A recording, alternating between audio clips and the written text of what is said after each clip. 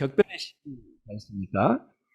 이 교육과정도 막 변해가는 그런 시기이고, 우리 자녀들이 이제 초등학교부터 고등학교까지 학교를 다니면서 교육과정이 초등학교 1학년 입학하시면 고등학교 3학년 될 때까지 몇 차례 바뀔 가능성이 있거든요. 그리고 지금 현재 진행되고 있다가 또 내년, 내후년에 또 교육과정이 바뀌는 그런 상황이라 어떤 교육과정 속에서 우리 학생들이 공부를 하는지 이런 부분들을 좀 이해하시는 게 자녀 교육에 굉장히 도움이 될 것 같다. 이거는 분명한 것 같습니다. 그래서 오늘은 제가 크게 두 가지 정도를 좀 말씀드릴까 싶어요. 첫째는 교육 과정이 지금 어떻게 준비되고 어떻게 변화돼 나가고 있는 시기인가. 이 시기에 교육 과정이 추구하는 교육 목표라 할까, 이런 부분이 무엇인가. 요거를 좀 중점적으로 말씀을 드리려고 하고요. 그런 과정 속에서 우리 부모님들이 누구나 다 목표하는 게 우리 자녀가 이 교육과정 잘 따라가면서 교육과정이 추구하는 최종 목표에 도달하고 교육과정에서 요구하는 역량들을 충분하게 습득해서 향후 우리 사회를 살아가는 과정 속에서 좀 당당하고 자기 역량을 잘 발휘시키는 그런 자녀가 되기를 누구나 다 희망을 하고 있지 않습니까? 또 당연히 우리 자녀는 그렇게 될 것이라고 확신하고 그 과정 속에서 우리 부모님들이 협력적으로 지원을 해드리는 건데, 그렇다면 부모의 욕심과 자녀의 역량 또는 그 능력이 충돌될 때 갈등들이 벌어지게 되는데, 우리가 교육과정 속에서 우리 부모님들이 이해해 주셔야 될 그 총량적 인성의 목표 용량이 어느 정도인지 뭐 이런 것들도 오늘 더불어 같이 좀 말씀을 드리려고 해요. 그래서 제가 이 두 가지를 말씀드리는 과정 속에서 준비됐던 또 하나가 이제 우리 자녀들을 부모님들이 좀 이해하실 필요가 있다. 이런 쪽에서도 좀 말씀을 드려보려고 하는데, 왜 그러냐면 학교에서 학생들을 만나면서 지도를 해나가는 과정 속에서 문제점들이 발생하는 지점에 반드시 갈등고리는 부모님들이 계시더라고요. 그래서 흔히 문제 학생은 없다, 문제 부모님만 있을 뿐이다, 이런 표현들도 하고 있는데, 그래서 자녀 이해에 대한 학부모님들의 역할, 이 부분도 좀 말씀을 드리려고 했는데, 우리 그 소초교육자치 요 센터가 또 대한민국 교육 1번지이지 않습니까? 그래서 이 부분은 이제 2차시, 3차시 이렇게 가시면서 보다 더 전문적 상담 쪽과 관련된 강사님들이 오셔서 말씀을 드리실 것 같습니다. 그래서 저는 오늘은 두 가지만 좀 말씀을 드리려고 해요. 교육과정이 어떻게 변화돼 나가고 어떻게 준비하느냐, 이 속에서 우리 학부 형님들은 어떻게 준비를 해야 할 것이냐, 요 부분 하나 하고, 그 다음에 하나는 교육과정에서 이야기하고 있는 인성이 어떤 의미이냐, 이런 정도를 제가 오늘 좀 말씀을 드려보려고 합니다. 자, 그러면 몇 가지 우선 좀 말씀을 드려보도록 하겠습니다. 학부모님들이 학창 시절을 보내셨을 때의 그 변화의 속도하고 지금 교육과정 속에서 학생들이 습득해야 되는 지식적 측면을 포함한 그 여러 교육적 내용의 변화의 속도는 많은 차이가 있거든요. 역사적으로 봐도 그렇지 않습니까? 우리가 18세기에 1차 산업혁명이 일어나면서 그 대중사회가 서서히 이제 그 진입하는 그런 그 시기를 맞게 됐다면 2차 산업혁명까지 가기는 꽤 오랜 시간이 걸렸죠. 그리고 3차 산업혁명, 소위 말하는 이제 컴퓨터나 인터넷 기반의 지식정보혁명이 20세기 후반에 이루어지게 될 때는 또 그 인터벌이 많이 줄어들었죠. 그리고 지금 소위 많이 거론되고 있는 4차 산업혁명 시기는 지금 현재 우리가 그 과정을 걸어가고 있는데, 요거를 좀 더 실감 있게 우리가 좀 이해해 보려면 이런 과정을 한번 보시면 될 것 같아요. 지금은 너무나 그 당연한 것으로 받아들이고 있는 우리 주변의 여러 그 환경들 또는 기기들, 이런 걸 한번 생각해 보시면 그것이 그렇게 크게 오래된 것 같지 않습니다. 우리 핸드폰만 해도 당연히 지금 쓰고 있죠. 우리 어린아이들은 뭐 태어날 때부터 그런 것들을 봤으니까 당연히 이것이 오래전부터 있었을 것이라고 생각을 하지만, 우리 어머님들, 아버님들 이 핸드폰 우리 손 안에 들어온 게 그렇게 오래된 거는 아니잖아요. 최근의 내용만 한번 보십시오. 2014년에 미네르바 스쿨이라고 하는 대학교가 개교가 됐습니다. 이거 익숙하지는 않으실 텐데, 지금은 우리가 학교에서 원격 수업 같은 걸 하고 있잖아요. 그리고 온라인 수업이나 이런 것들이 이제 일반화되어 있으니까 코로나 그 사태를 지나면서. 그런데 대학교에서도 이런 그 원격 대학이 존재하고 있다는 사실을 아시는 분은 또 이미 그 접해 보셨을 텐데, 이게 개교된 게 2014년이에요. 전 세계에 확산이 되고 있고 우리나라에서도 미네르바 스쿨 일부가 이제 개교가 된 걸로 알고 있는데요. 그게 불과 8년 전이에요. 세계적 관심을 끌었던 인공지능하고 이세돌, 알파고와 이세돌이 바둑 대국을 뒀던 거 기억나시죠? 그게 2016년이에요. 이러면서 인공지능 AI가 이제 초미의 관심을 끌기 시작했잖아요. 그리고 지금은 너무나 일반적으로 이야기하고 있는 4차 산업혁명이라는 표현이 제기된 게 2016년이에요. 세계 경제 포럼에서 처음 제기가 돼서 지금은 너무나 익숙하게 우리가 쓰고 있는 그런 상황이죠.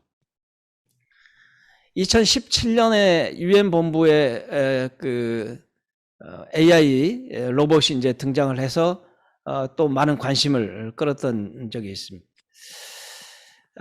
소피아라고, 이 소피아가 우리나라에도 와서 대담을 한 적이 있죠.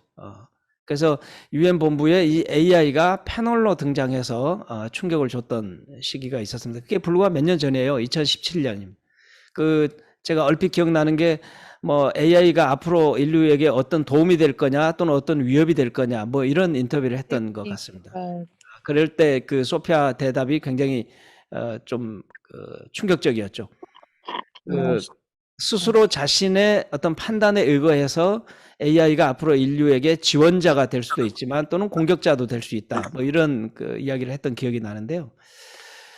그리고 최근에는 익숙하게 여러분들이 보는 광고지만 이제 2021년에 처음 이런 광고가 등장하고 기억나시죠? 뭐 아버님 댁에 뭐 로봇 하나 놔드려야 되겠어요. 뭐 이런 광고들 보신 적 있지 않습니까? 그리고 급기야 이제 2022년에 인간과 비슷한 표정, 인간과 비슷한 그런 감정이 드러나는 얼굴, 뭐 이런 표정 동작 로봇인 아메카가 이제 등장을 했습니다. 이게 우리가 1차 산업혁명 이후부터 4차 산업혁명 시기까지는 100년, 200년 오랜 세월이 걸렸지만 점점 그 기술의 속도의 진화에 그 인터벌이 급격하게 짧아지고 있다. 이거는 이제 누구나 다 인정할 수밖에 없는 그런 상황입니다. 이런 상황 속에서 그러면 학교의 교육 현장에서의 교육 과정 부분도 급격한 변화를 가져올 수밖에 없고, 또 이렇게 변화되는 사회 속에서 우리 자녀들이 어떻게 잘 적응할 것이냐. 교육은 사실은 미래를 내다보고 미래 사회에서 살아가야 될 학생들을 지도하는 곳이 학교니까, 학교는 이런 미래 사회에 대비해서 선제적으로 교육을 해야 되는데 학교 현장은 아직은 뭐 그런 상황까지 되지는 않았지만 이런 부분을 우리가 좀 염두에 둘 필요가 있다, 이런 말씀을 드리겠습니다. 그래서 지금 현재 우리 학생들이 적용받고 있는 교육과정이 2015 개정 교육과정이에요. 앞에서 말씀드렸듯이 세상이 이렇게 급격하게 변화해 나가는 그런 상황이기 때문에 이런 변화의 상황들을 예측하고 이것에 적응하기 위해서 우리 학생들을 어떻게 가르칠 것이냐, 이런 고민이 생길 수밖에 없잖아요. 그래서 2015 교육과정에서는 향후 미래사회는 단순히 지식만을 습득하고 그것을 구조화해서 그것을 바탕으로 살아가는 그런 시대가 아니고 총체적으로 새로운 것들을 자꾸 만들어낼 수 있는 창의적, 융합적 뭐 그런 인재를 키워내야 되겠다, 이렇게 생각을 해서 2015 교육과정에서는 미래지향적인 그런 개념들을 이제 만들어내기 시작한 겁니다. 우리나라 교육과정에서 처음으로 이 교육을 통해서 학생들이 도달해야 될 핵심적인 역량이 무엇이냐는 그런 개념을 적용하기 시작한 게 2015 개정 교육과정이에요. 그래서 이때는 창의적 또 그 융합형 인재를 키워내기 위해서 이런 정도의 역량을 목표로 교육을 합시다. 뭐 이렇게 해서 이제 설정했던 게 자기관리 역량. 그러니까 자기 주도적으로 스스로 주체적인 삶을 살아갈 수 있도록 지도를 해야 되겠다, 이제 이런 거죠.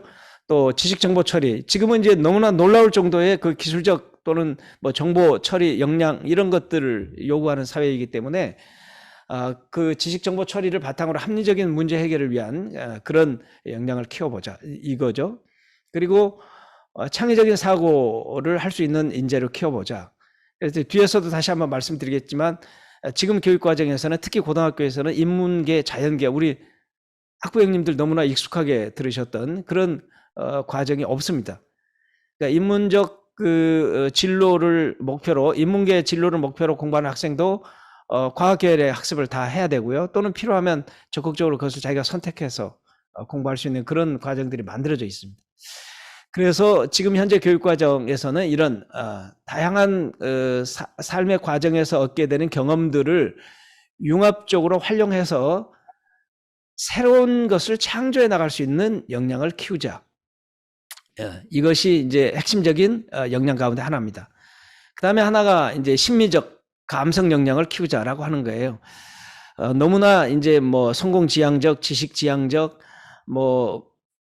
그 성취지향적 뭐 이런 과정으로 가게 되면 인간 내면에 그 축적돼야 될 어떤 공감 능력이라든가 감수성이라든가 이런 부분들이 좀 약화될 수 있기 때문에 이 2015 교육과정에서는 그런 부분도 좀 강조를 해야 될 필요가 있겠다라고 해서 공감이라든가 감수성 뭐 이런 것들을 바탕으로 해서 내가 왜 사는지, 삶의 의미가 무엇인지 또는 삶의 가치가 무엇인지 뭐 이런 것들을 발견하고 향유할 수 있는 뭐 이런 능력을 키워야 되지 않겠냐 뭐 이런 의미입니다.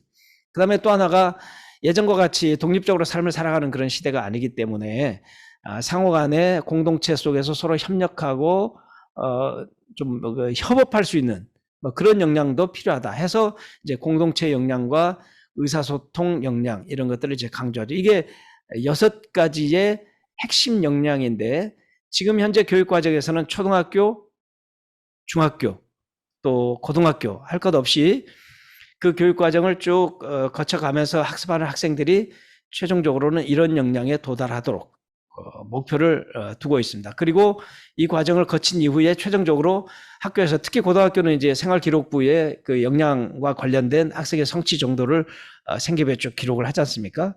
생기부에 기록하는 내용들이 모든 교과가 다 이 역량 기반을 바탕으로 학생이 성취한 수준을 기록하게 되는 거고 담임 선생님은 총체적인 종합평가를 하게 되고 그러는 겁니다. 그래서 지금 현재 우리 자녀들이 적용받고 있는 교육과정 이것이 2015 개정 교육과정이다. 이 말씀을 지금 드리고자 하는 겁니다.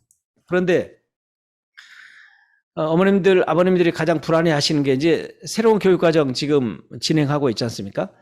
또 조금 관심 있게 보신 부모님들은 아시겠지만 공청회가 거의 다 끝났어요.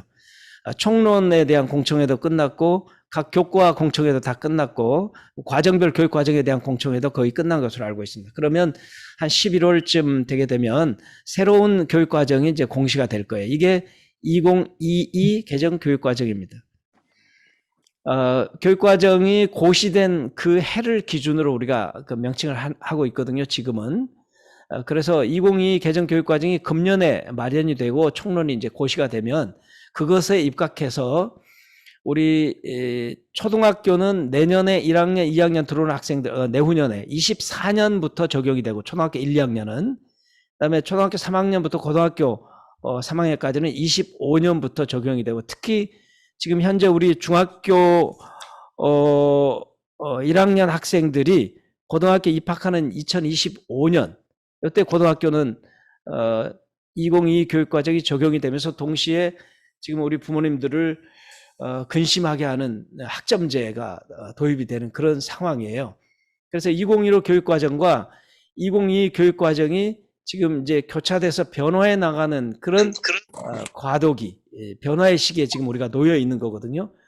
그러면 궁금해 하시는 게 지금 현재 2015 교육과정의 핵심 내용도 궁금하시지만 2022 개정 교육과정이 추구하는 목표성과 내용, 변화의 핵심 이 무엇이냐 이런 궁금증도 지금 갖고 계시기 때문에 그것을 오늘 좀 간단하게 말씀을 드려보려고 해요. 그런데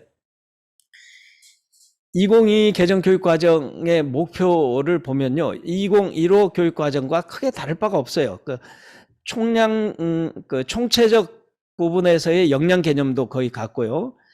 교육 추구하는 교육 목표를 할까? 이런 부분도 거의 유사합니다. 그래서 이걸 간단하게 정리하면 이렇게 말씀드릴 수 있어요. 2022 개정 교육과정은 깊이 있는 학습을 위해서 요 몇 가지를 염두에 두고 있습니다. 첫째는 삶과 연계된 학습. 그죠? 이제 학교에서는 사실은 삶 그 자체를 지도한다기보다는 지식을 구조화시켜 가지고 학생들에게 계속 주입하는 그런 형태의 교육이 이루어져 왔지 않습니까? 그런데 앞으로는 이제 교육 내용도 학생의 삶과 연계한 실생활의 맥락 속에서 학습 내용을 습득하고 그것을 적용하고 실천하는 그런 교육 과정이 돼야 되지 않겠느냐. 그래서 이제 혹시라도 학교를 이제 방문해 보실 기회가 있으면 느끼시겠지만 교실에 들어가시면 부모님들이 수업 현장을 보시면 저게 공부하는 건가? 뭐 이런 느낌이 드실 수 있는 수업 현장도 보실 거예요. 난장판인 경우도 있고요. 또 우리가 부모님들이 학교 다니실 때 1시간 수업한다 그러면 1시간 수업 기간 동안에 습득할 지식의 양 같은 게 있었잖아요. 그러면 이제 수업 끝나고 나면 좀 뿌듯하고 뭔가 많이 배운 것 같고 뭐 이런 느낌이 들 텐데 지금 교육과정은 학습 양이 많이 줄어 있어요. 2015 교육과정 할 때도 한 30% 정도의 교육과정에 있어서 학습 양을 줄였고 지금 2022 교육과정 구성하고 있는 과정 속에서도 지식의 양들은 많이 줄였어요. 그러면 그 지식에 대한 부분은 이제 아까 앞에서 말씀드렸듯이 정보와 관련된 지식들은 무한정 학생들에게 공급되는 기기들이 많이 있기 때문에 그런 실질적인 지식과 관련된 것들은 학교 밖에서도 얼마든지 습득할 수 있고 그러면 학교 안에서는 그런 것들을 바탕으로 그것을 내 삶과 어떻게 연계시켜서 공부를 할 것이냐 이런 부분에 있어서의 학습이 이루어지고 있기 때문에 부모님들이 교실에 들어가시면 이게 공부를 하는 건가 뭐 도대체 뭘 배우는 건가 뭐 이런 느낌이 드실 수도 있다는 거죠. 그러니까 교육과정의 변화 속에서 나타난 학습 현장의 변화라고 하실 수 있습니다. 그 다음에 또 하나는 학생 스스로가 이제 학습의 주체가 되도록 해야 되겠다 이런 겁니다. 예전에는 일방적으로 선생님이 지식을 구조화시켜서 학생에게 전달하는 그래서 판서 중심의 수업이나 또는 시트지 만들어 가지고 학생들에게 그 시간에 다 암기하도록 한다든가 이런 학습이 있었는데 이제는 학생 스스로가 내가 도대체 이것을 왜 배우느냐 또는 어떻게 이것을 내가 습득해 나갈 것이냐 또 나에게 제시된 문제를 내가 어떻게 해결할 것이냐 뭐 이런 것들을 학생 스스로 한번 되돌아보고 성찰할 수 있는 그런 학습을 해보자라는 겁니다. 그래서 학생이 학습 과정에 대한 성찰을 할 수 있도록 유도하는 역할 이것이 이제 교사가 해야 될 역할이고 학생은 그 과정 속에서 자기 스스로 생각을 많이 해볼 수 있게 해야 되는 그런 교육 과정입니다. 그리고 또 하나가 이제 학생들을 머리 아프게 하고 부모님들을 걱정하게 하는 것이 교과 간 연계와 통합 학습을 합니다. 그래서 오늘 그 학습의 제일 마지막 부분에서 제가 말씀을 드릴 텐데 새로 바뀌는 2022 교육과정 지금 2015 교육과정도 부모님들이 혹시 관심을 가지고 자녀가 다니는 학교 특히 고등학교 같은 경우 교육과정의 편제표를 들여다보시면 굉장히 많은 교과목이 있다는 걸 알 수 있어요. 그런데 2022 교육과정에서는 이것이 훨씬 더 확대되고 교과 간의 영역을 넘나드는 그 과목들이 많습니다. 교과목들이. 융합형 교과들이 많습니다. 그래서 이제 이런 교과목을 가지고 학습하는 경우도 있고 또 하나는 단절된 각 교과목들의 학습을 하고 그 결과를 바탕으로 학생이 스스로가 여러 교과에서 배운 내용들을 서로 연결하고 통합해서 그런 창의적으로 문제를 해결해 나갈 수 있는 역량을 키우도록 하는 거예요. 그래서 뒤에서 보시면 이제 우리 자녀가 앞으로 이런 교과목을 배우게 되는구나 이런 좀 이렇게 놀라울 만한 그런 과목들을 보시게 될 텐데 그 뒤에서 한번 확인을 해보겠습니다. 그래서 2022 교육과정에서 추구하는 교육 목표나 수업의 형태는 첫째는 학습 과정에 대한 학생 스스로의 성찰을 요구한다. 그 다음에 하나는 삶과 연계된 학습이 이루어지게 된다. 그 다음에 또 하나는 교과 간 연계와 통합을 통해서 학생이 스스로 창의적으로 문제를 해결해 나갈 수 있는 역량을 키운다. 그래서 도달된 그 역량이 아까 앞에서 말씀드린 이 6가지 역량입니다. 이게 큰 변화는 없습니다. 2022 교육과정도 이 6가지 역량에 도달하도록 해서 역량이라고 하는 것이 이렇게 정의할 수 있겠죠. 지식과 기능뿐만이 아니라 동기나 태도 같은 정의적 특성 이것을 서로 유기적으로 연결해서 자기에게 주어진 과제를 수행하고 또 문제를 해결해 나갈 수 있는 그런 힘 뭐 이것을 역량이라고 본다면 목표하는 바는 이제 그런 것이다 라고 말씀을 드릴 수가 있겠습니다. 그래서 지금 최근에 이제 금년까지 하면 벌써 3년째 우리가 코로나 환경 속에서 학습을 해나가고 있잖아요. 그러면서 우리가 잃은 것도 있고 얻은 것도 있고 그렇습니다. 특히 학교 현장에서 많은 변화가 일어났습니다. 이게 교실의 상황이에요. 학생이 아무도 없잖아요. 이미 경험하셨죠. 학생은 집에서 공부하고 선생님이 교실에서 교육 내용을 원격을 통해서 이렇게 내보내는 그런 환경 너무나 익숙해져 있고, 다행히 이제 금년에는 학생들이 대부분 다 학교에 와서 이제 학습을 하니까 학교 상황에서는 굉장히 안심되고 감사한 그런 상황이 엄마 이것만 먹을게. 먹었어 어제. 네. 우리 부형님들 그 음소거는 좀 해주시면 감사하겠습니다. 그래서 이제 이런 환경이요, 오히려 긍정적인 효과를 준 부분도 있습니다. 아까 제가 제일 앞에서 말씀드렸던 미네르바 그 교육 체계 대학, 이게 다 원격이거든요. 이게 가능할까 싶었잖아요. 우리가 코로나 초기에, 재작년 초기에 이거 원격 수업하라는데 이게 가능할까? 특히 기능적 측면에서 교사들이 이걸 감당할 수 있을까? 반대로 학생 입장에서는 통제되지 않은 그 상황 속에서 스스로 학습을 해나갈 수 있는 그런 환경이 될까? 특히 부모님들이 또 되게 안 계시는 맞벌이 부부들 계시는 가정들, 뭐 이런 여러 가지 문제점들이 이제 걱정이 됐었는데, 실제로 해보니까 기술적인 측면에서는 그것을 이제 극복해 나갈 수 있는 환경은 됐어요. 그러나 다만 정의적 측면에서 이제 정서의 문제라든가 학생 생활 관리의 문제라든가 이런 여러 가지 문제들이 이제 또 제기가 됐었죠. 그래서 어쨌거나 코로나 상황 예기치 않게 우리가 진행돼 나가는 과정 속에서 기술적 측면에서의 교육 환경의 변화는 현실화되고 그것을 또 극복할 수 있는 계기는 마련되었다. 이제 이런 정도는 긍정적인 측면으로 생각할 수 있고요. 또는 부정적인 측면도 이제 우리가 대응을 해 나가야 되겠지만, 2년 지나고 나서 금년에 학생들이 본격적으로 이제 학교에 오기 시작했거든요. 특히 고등학교도 2년 동안 거의 학교에 등교를 하지 않다가 와 보니까 몇 가지 문제가 있더라고요. 첫째, 학생들 상호 간의 소통이 좀 많이 부족해요. 그리고 또 하나는 서로 얼굴을 확인하지 못하니까 마스크를 쓰고 있어서 지금도 마스크 벗으면 깜짝깜짝 놀랄 때가 있어요. 이 학생이 그 학생이었나? 뭐 이런 동료들 간에도 그런 모습은 있는 것 같더라고요.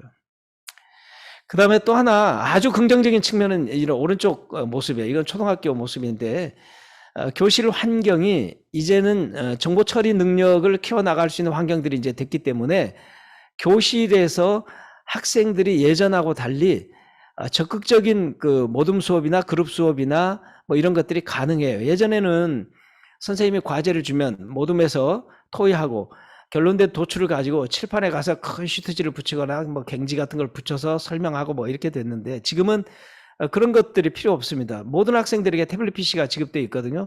고등학교도 이제 12월쯤 되면 1학년, 2학년 학생들에게는 교실에서 태블릿 PC가 다 개인적으로 지급이 됩니다. 언제든지 필요하면 이런 크롬북이나 태블릿 PC를 가지고 학생들이 교사가 지도하는 내용들을 현장에서 확인하고 정보도 이런 탐색하고 또 자기들끼리 소통해서 결과가 이 컴퓨터에 그냥 그대로 뜨는 거예요. 서로 앞에 나가서 발표를 하지 않아도.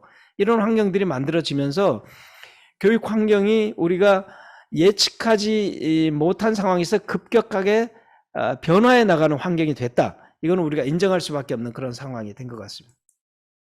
그래서 이제는 변화의 주기도 빨라졌을 뿐만 아니라 기술적 변화도 충분하게 축적이 돼 나가는 그런 과정이면서 동시에 학교가 그것을 따라가야 되는 그런 상황이면 당연히 교육 과정이라고 하는 속에서 그것을 담아내야 된다. 이런 결론이 도달될 수밖에 없겠죠. 그래서 산업화 시대에는 좀 획일적으로 우리 어머님, 아버님들이 경험하셨던 그런 교육 과정, 뭐 50명, 60명씩 앉아있는 교실 속에서 일반화된 지식들을 획일적으로 전달해서 습득하게 하고 그 속에서 경쟁하고 살아남는 자가 사회에서 우월한 지위를 확보하게 되고 이런 상황이었다면, 지금 정보화 시대에는 이제 모든 학생들이 다 융합적 사고를 할 수 있도록 지도를 하고 저마다 자기가 추구하는 목표성 속에서 자신의 역량을 최대화시키고 자신의 가치를 구현시키는 그런 적극적 삶을 살아가도록 만드는 과정이 돼야 되겠다. 이렇게 정리를 해 나가 볼 수 있을 것 같습니다. 그래서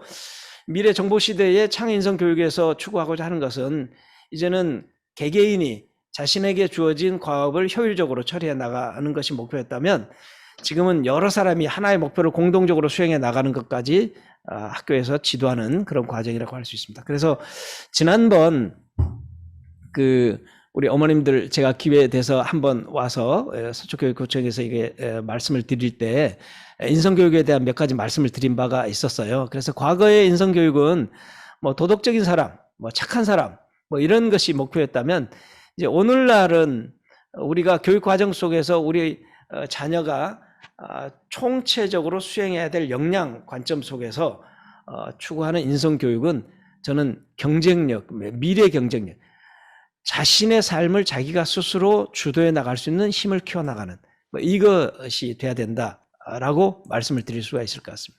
그래서 이제 국가에서도 지난번 말씀드렸던 것처럼 인성교육진흥법도 마련하고 학교에서도 인성교육을 역량 개념과 관련시켜서 적극적으로 좀 지도를 해보자라고 하는 목표성을 가지고 있습니다. 전에도 한번 말씀드렸듯이 각 분야의 권위자 100명에게 미래 사회가 요구되어지는, 미래 사회를 살아가기 위해서 학생들에게 또는 각 사람에게 요구되어지는 역량의 중요한 순위를 한번 좀 말씀해 달라 이렇게 요청을 해서 정리된 내용들을 보면 창의력, 퍼센테이지로 하면 29% 정도라고 생각하시면 되겠습니다. 인성, 중요하다. 융복합적 능력, 아까 말씀드린 창의적 어떤 융합 능력 필요하다. 또 공동체 속에서 협동할 수 있는 역량 필요하다. 소통 능력 필요하다.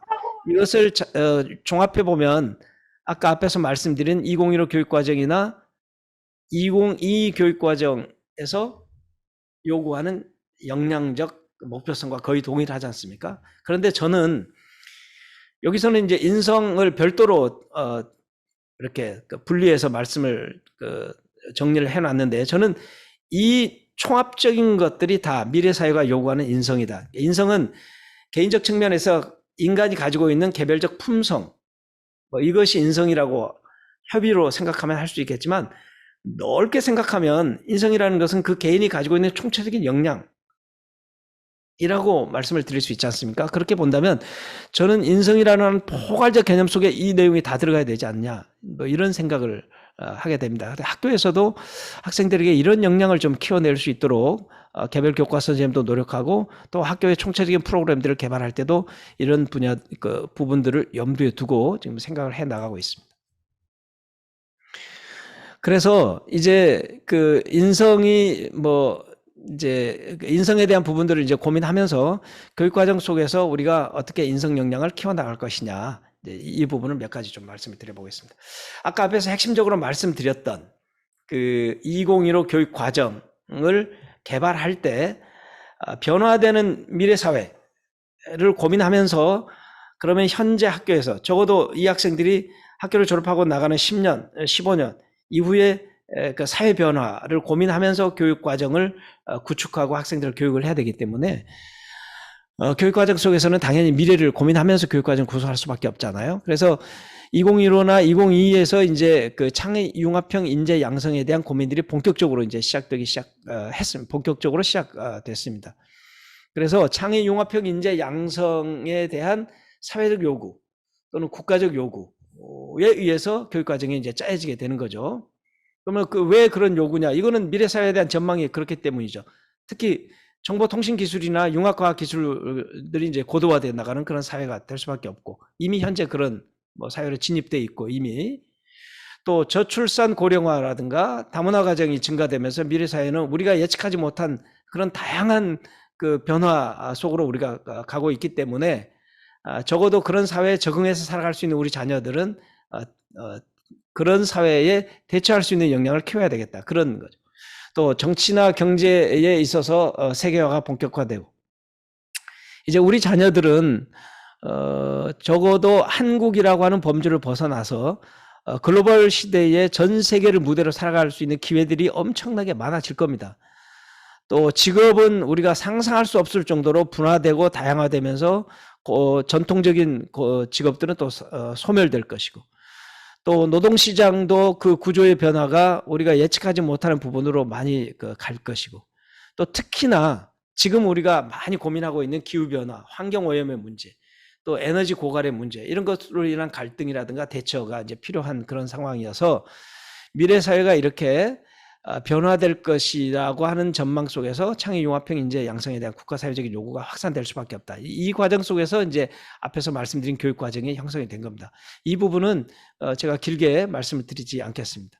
그래서 지금 현재 교육 과정은 인문계, 자연계 구별 없이 고등학교 경우에, 또 초등학교나 중학교는 그런 과정에 도달하는 어떤 그 기초적 단계들을 쭉 배워 나오는 그 과정이니까, 그래서 지금 현재 교육 과정은 인문학적 상상력과 과학기술 창조력을 두루 갖추고, 거기에 더해서 이제 역량적 개념 속에서 총체적 인성, 또 좁게 본다면 바른 인성, 이것을 겸비해서 학생 스스로가 새로운 지식을 창조하고 또 다양한 지식을 구조화시켜서 그걸 융합해가지고 자기가 새로운 가치를 창출해 나갈 수 있는 그런 사람으로 키워보자라고 하는 것이 교육과정의 핵심 목표입니다.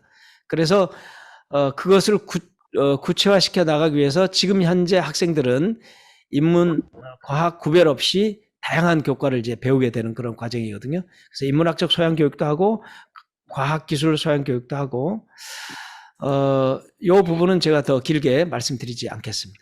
뒤에서 교육과정의 교과목에 대해서 설명할 때 조금 더 제가 말씀을 드려보도록 하겠습니다.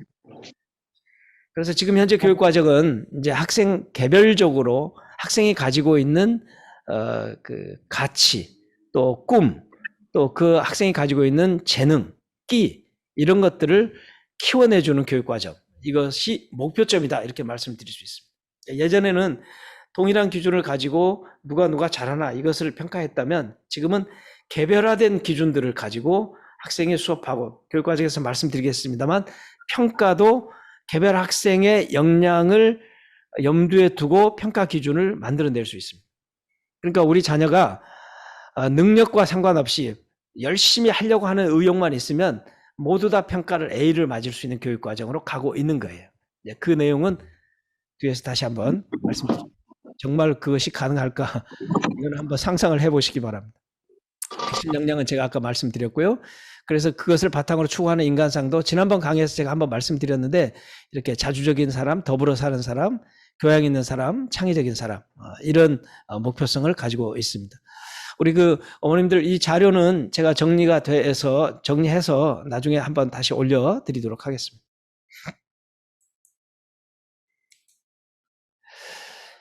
이제 이렇게 말씀을 드리다 보니 사실은 교육과정 속에서 추구하는 목표가 너무나 다양하고 과도한 것 같은 느낌도 들지 않습니까? 학생들이 스스로 학교 현장에서 혼란도 있어요. 도대체 우리가 가야 될 그 목표 지점이 어디까지인가?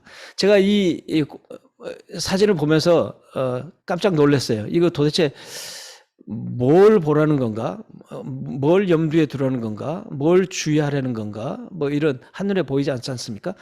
지금 어쩌면 교육과정도 지금 목표성을 추구하다 보니까 욕심이 드러나는 경우도 있고 혼란이 나타나는 경우도 있고 그렇습니다. 그런데 조목조목 우리가 정비를 해 나가면서 교육과정을 좀 분석해 보시고 우리 자녀에게 적어도 내 자녀가 가지고 있는 특장점들을 바탕으로 해서 이런 과정 속에서 조금 이런 분야는 우리가 조금 더 진도를 내보자, 뭐 이런 더불어 같이 걸어가는 인식, 이것은 학부모님들도 한번 생각해 보셔야 될 지점인 것 같습니다. 지금 현재 교육과정은 누구나 다 공정하게 자신의 역량껏 학습할 수 있도록 목표성을 가지고 가고 있지만, 여전히 지금 현재 교육과정은 불공정한 그런 부분도 있죠. 너무나 유명한 그림이지 않습니까? 그리고 초등학교 교과서에도 실린 그림이에요. 나무 위에 올라가는 것이 목표다. 그러면 공정성을 위해서 모두 다 같은 테스트를 해야 되니까 너희들이 가지고 있는 여러 조건들을 무시하고 경쟁적으로 저 나무에 빨리 올라가는 사람 내가 A 주겠다. 뭐 이런 것이 현재 교육과정이라는 그런 의미인데, 모두 다 가지고 있는 장점과 환경들이 다 다르잖아요. 그러니까 이런 것들을 염두에 두고 교육을 해야 되는데 지금 현재 교육과정은 그것이 많이 부족했다. 미래 교육과정은 이런 것들을 염두에 두고 저마다 가지고 있는 특장점들을 살려서 교육 목표에 도달하도록 해보자. 뭐 이건데요. 가능할까요? 저는 가능하리라고 생각합니다. 왜 그러냐면 학점제하고 관련해서 2022 교육과정이 추구하는 방향성이 적어도 평가적 측면에서는 이 개별 특징을 염두에 둔 평가가 가능하도록 이제 변화돼 나가고 있습니다. 다시 말하면 지금 변화된 교육과정 속에서는 일제고사가 지필고사를 안 봐도 되는 그런 교육과정이거든요. 그러면 수행평가만 가지고 학생들을 평가할 수 있는 가능성은 열려 있어요. 다만 학교에서는 그것을 넘어서지 못하고 있죠.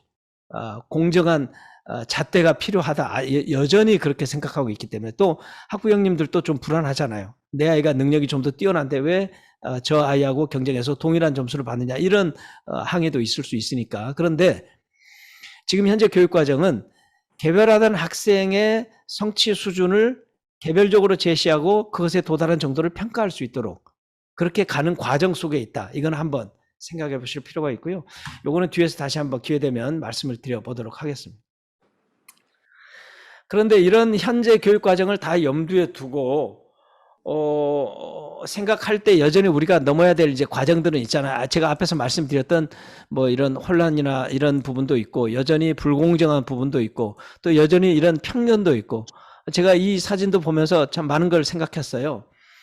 스티븐 호킹이 만약에 한국에서 태어났더라면 넘어야 될 어떤 과정들이 너무 많잖아요.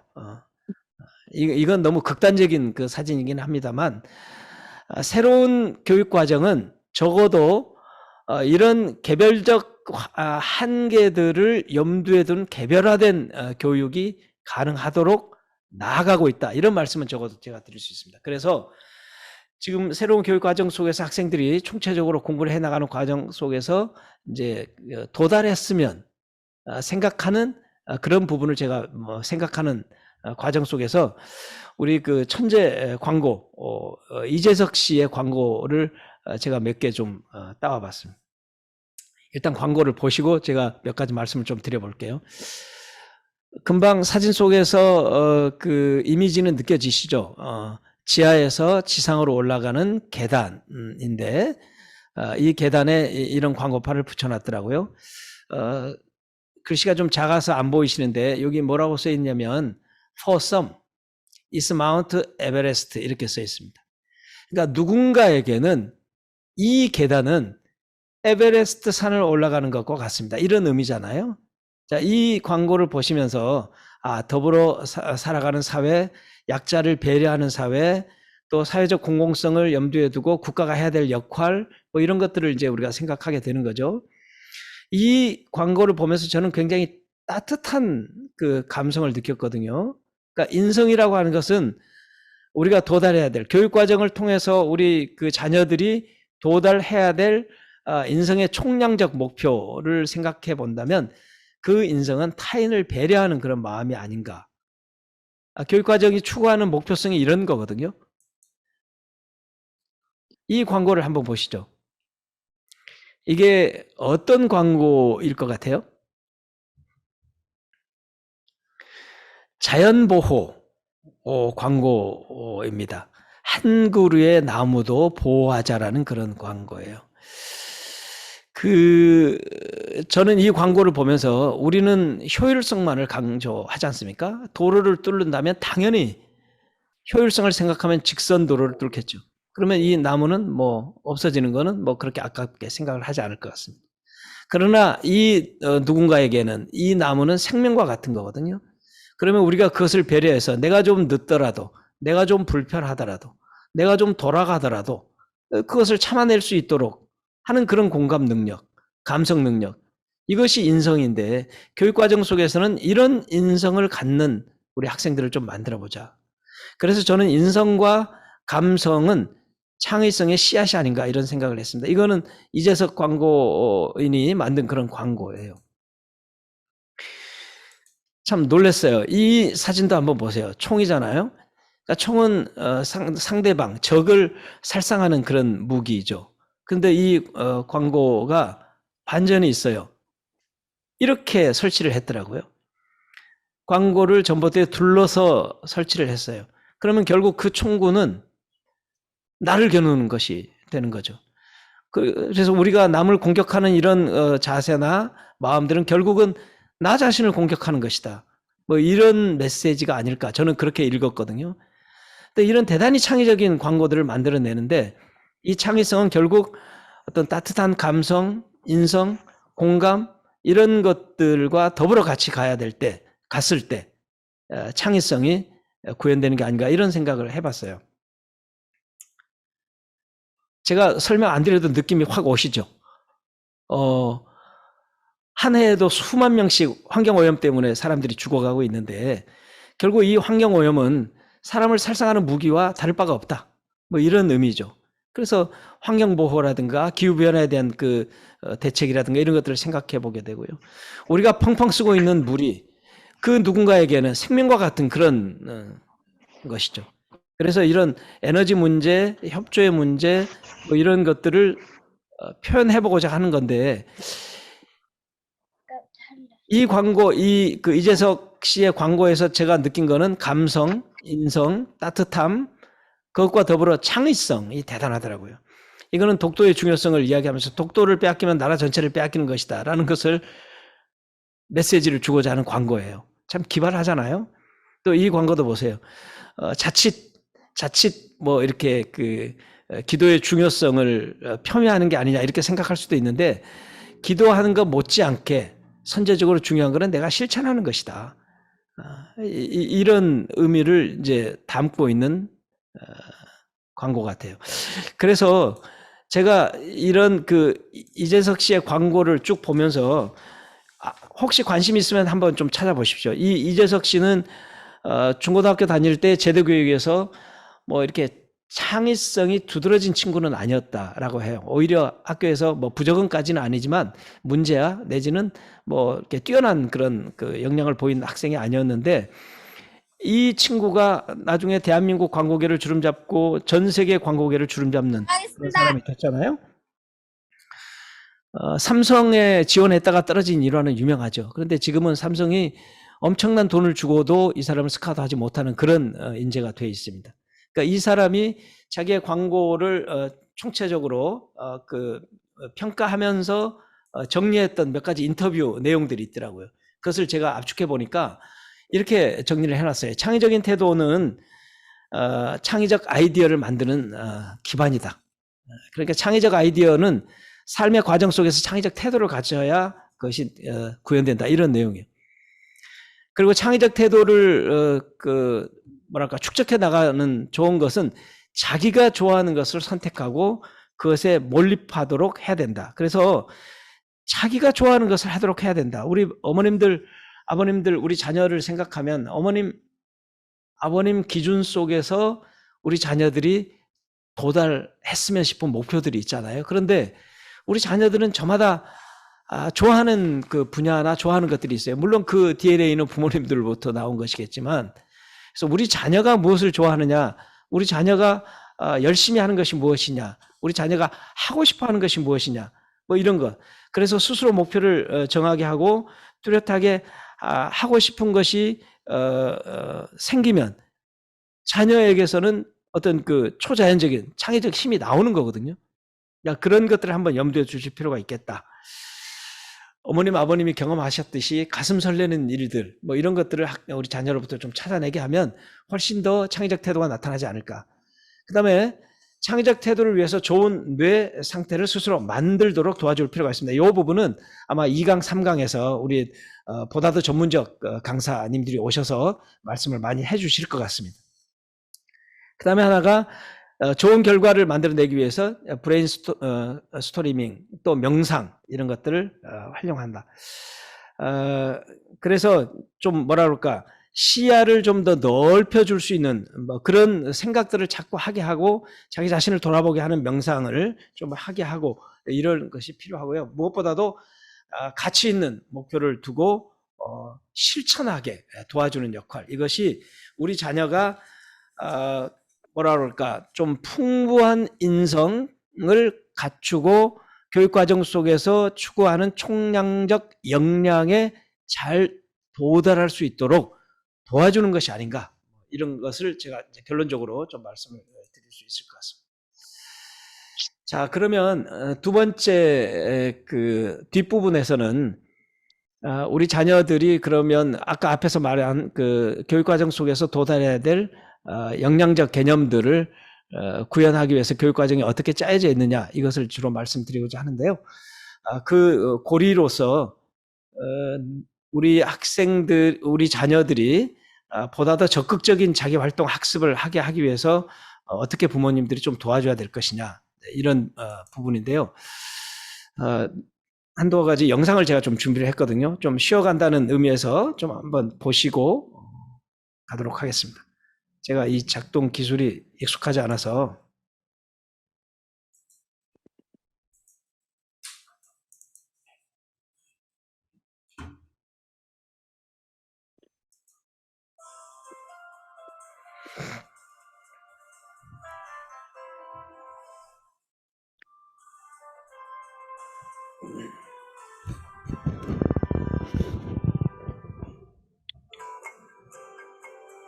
인간만이 뇌를 가진 건 아니죠. 모든 동물에게는 뇌가 있습니다.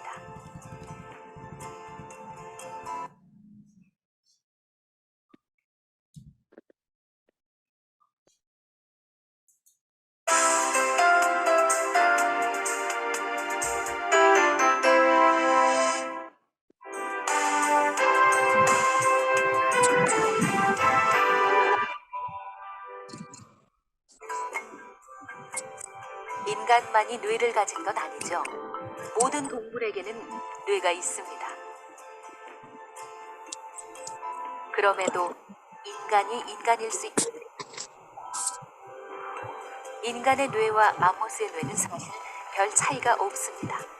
차이가 있다면 단 하나, 전두엽이 활성화되고 안 되고의 차이입니다. 잠시 우리 뇌를 살펴보도록 하죠. 뇌관에서는 생명을 유지하는 데 필요한 기본적인 신체 기능과 감각을 조율합니다. 끝났어? 면역계에서는 분노와 불안, 두려움과 욕구 같은 안 돼, 안 돼. 엄마 지금 교육 듣고 있어. 그리고 원시적인 충동을 조절하고 이성적인 판단을 내리는 곳은 전두엽입니다. 전두엽은 인간의 뇌에서 가장 발달된 기관이기도 하죠. 청소년 시기에는 전두엽이 완전히 새로 태어난다고 말할 수 있을 정도로 전두엽의 구조나 또 전두엽의 네트워크, 그리고 시냅스의 형태, 또 세포의 숫자, 신경세포 자체의 숫자, 이런 것도 근본적으로 변화가 일어납니다. 그래서 12세부터 시작해서 한 17세까지가 전두엽에 있어서는 가장 왕성한 발달의 시기다, 이렇게 이해할 수가 있죠. 바로 그 살려두느냐 살려두지 않느냐를 결정지는 게 청소년기죠. 만약에 7세에서 12세까지 그런 학령기 동안에 별로 쓸모가 없었던 신경회로나 신경세포들은 12세 때, 즉 전두엽이 왕성하게 발달하는 시기, 변화하는 시기에 다 솎아져내는 거예요. 잘라도 나가는 거예요. 인간의 뇌에서 의미 있는 그런 신경세포와 신경회로를 그 청소년 이후에도 확보하기 위해서는 그 이전의 학령기 시기에, 초등학교 시기에 다양한 경험들을 통해서 그런 신경세포들이 활성화되고 그것이 의미 있는 중요한 회로라는 것이 인정을 받아야 된다는 겁니다. 그 이전 시기에 갖게 되는 몇 가지 경험적 특성들은 그 사춘기 때의 변화들의 혼란들을 어느 정도 정리해주는 역할을 합니다. 그 중에 중요한 것이 그 공정성에 대한 것을 익히는 게 바로 사회적 규약들이에요. 그거는 아주 무의식적으로 배웁니다. 누굴 통해서? 부모의 행동은 굉장히 의미 있게 받아들여집니다. 이게 참 놀라운 건데요. 인간은 절대로 조작을 해줄 수가 없어요, 아이를. 그러니까 가장 불행한 아이는 부모가 그 아이를 조작하려고 할 때 생깁니다. 절대로 아이를 조작해서 만들어낼 수가 없습니다. 유일한 방법은 부모가 보여주거나 아이가 하는 걸 따라가거나 둘 중에 하나예요. 부모가 행동하지 않으면 아이는 절대 배우지 않습니다. 초등학교 때 다양한 경험을 하게 하라는 말은 그래서 나왔습니다. 불필요하다고 판단해 속간해버리기 전에 다양한 경험을 통해 좀 더 많은 회로와 세포를 확보해두라는 뜻입니다. 그런 아이만이 사춘기 때의 대격변 속에서도 좀 더 많은 신경세포들을 확보할 수 있습니다. 과정의 중요성을 깨닫게 되는 겁니다. 결과만이 아니라. 이제 그것이 바로 도덕적 가치를 아이가 내재화하는 데 굉장히 중요한 역할을 하는 거죠. 초등학교 시절에 아이들이 경험하는 다양한 자극과 그 자극을 또한 새로운 과제로 받아들이고 그걸 성취해내는 성취감과 성공 경험은 그 아이들의 뇌에 아주 근본적인 변화를 가져옵니다. 즉 가장 기본적인 도덕적 가치관을 형성하는, 결과도 중요하지만 과정도 중요하고 과정의 공정성이 중요하다라고 하는 사람과 사람 사이의 새로운 규칙을 배우는 데 있어서 아주 중요한 시기가 초등학교 시기입니다. 그렇기 때문에 영어 한 단어, 수학 몇 개, 국어 몇 글자를 아는 것에 너무 초점 맞추지 마시고 그런 아이가 스스로의 일에 행복해하고 동기부여되는 측면 한 가지와 많은 대인관계를 통해서 우정을 쌓고 공정한 경쟁을 배울 수 있는 그런 시기로 초등학교 시기를 만들어주시면 그 아이는 그걸 가지고 평생을 살아갈 수 있는 정말 귀중한 자산을 얻게 된다고 생각합니다. 전두엽 형성의 초등학교 시기가 중요한 이유는 그때의 경험이 사춘기 때의 전두엽 상태를 결정하기 때문입니다.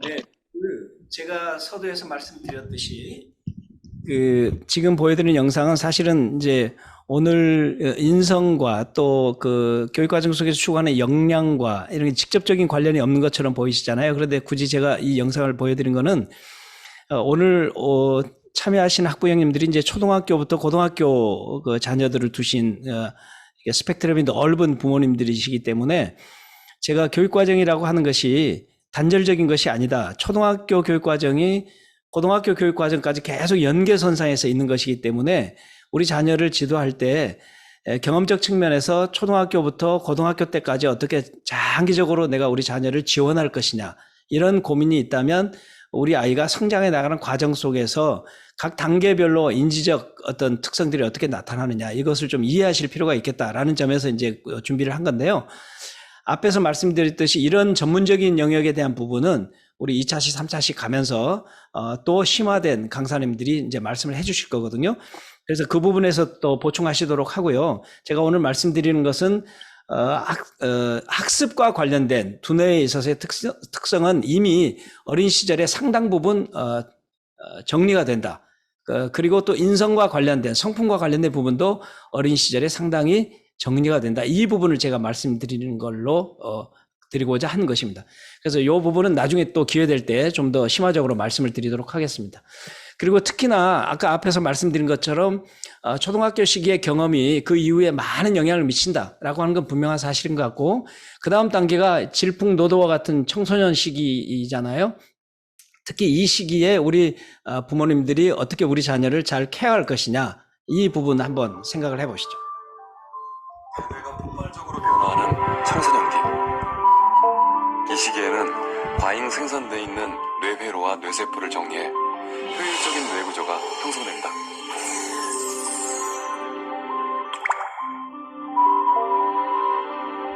그동안 예술적 영역을 사용하지 않았다면 쓸데없는 회로로 여겨져 잘려나간다.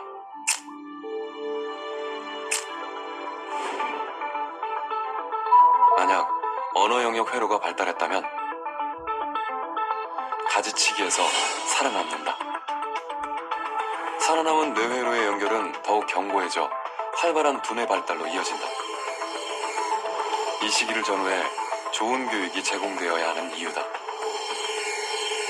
사회적 적응을 위한 두 번째 리모델링 시기가 바로 청소년기 초기라는 겁니다. 그 시기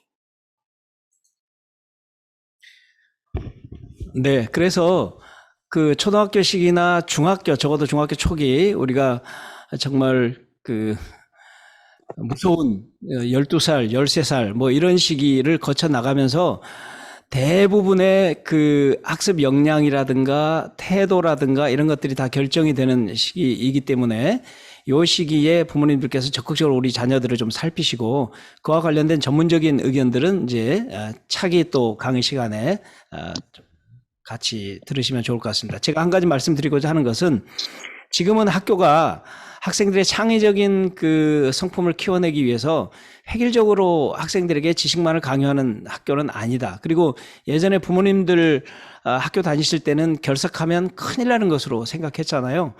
그리고 아파도 학교는 가야 된다. 이래서 학교를 오고 뭐 이랬던 시기였는데 지금은 제도적으로 체험활동 시기도 보장이 되어 있어요. 방학은 물론이고 방학이 아닌 기간에도 체험학습을 할 수 있는 그런 기간이 있어요. 다양하게 경험하게 하시고 체험하게 하시고 또 친구들하고 좀 적극적으로 교류하게 하시고 또 부모님하고의 어떤 감정적인 조절도 충분하게 하시고 해서 교육과정에서 추구하는 성품으로서의 인성 또는 총체적 역량으로서의 인성 이것을 습득하는 데 우리 부모님들이 같이 협조하시면 좋을 것 같다. 이 말씀을 제가 이제 드리고자 했던 겁니다. 자, 그러면 잠시 화면을 다시 돌려서 정리를 하고 넘어가도록 하겠습니다.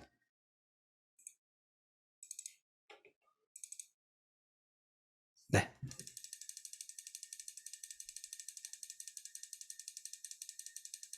네. 제가 이제 돌릴게요.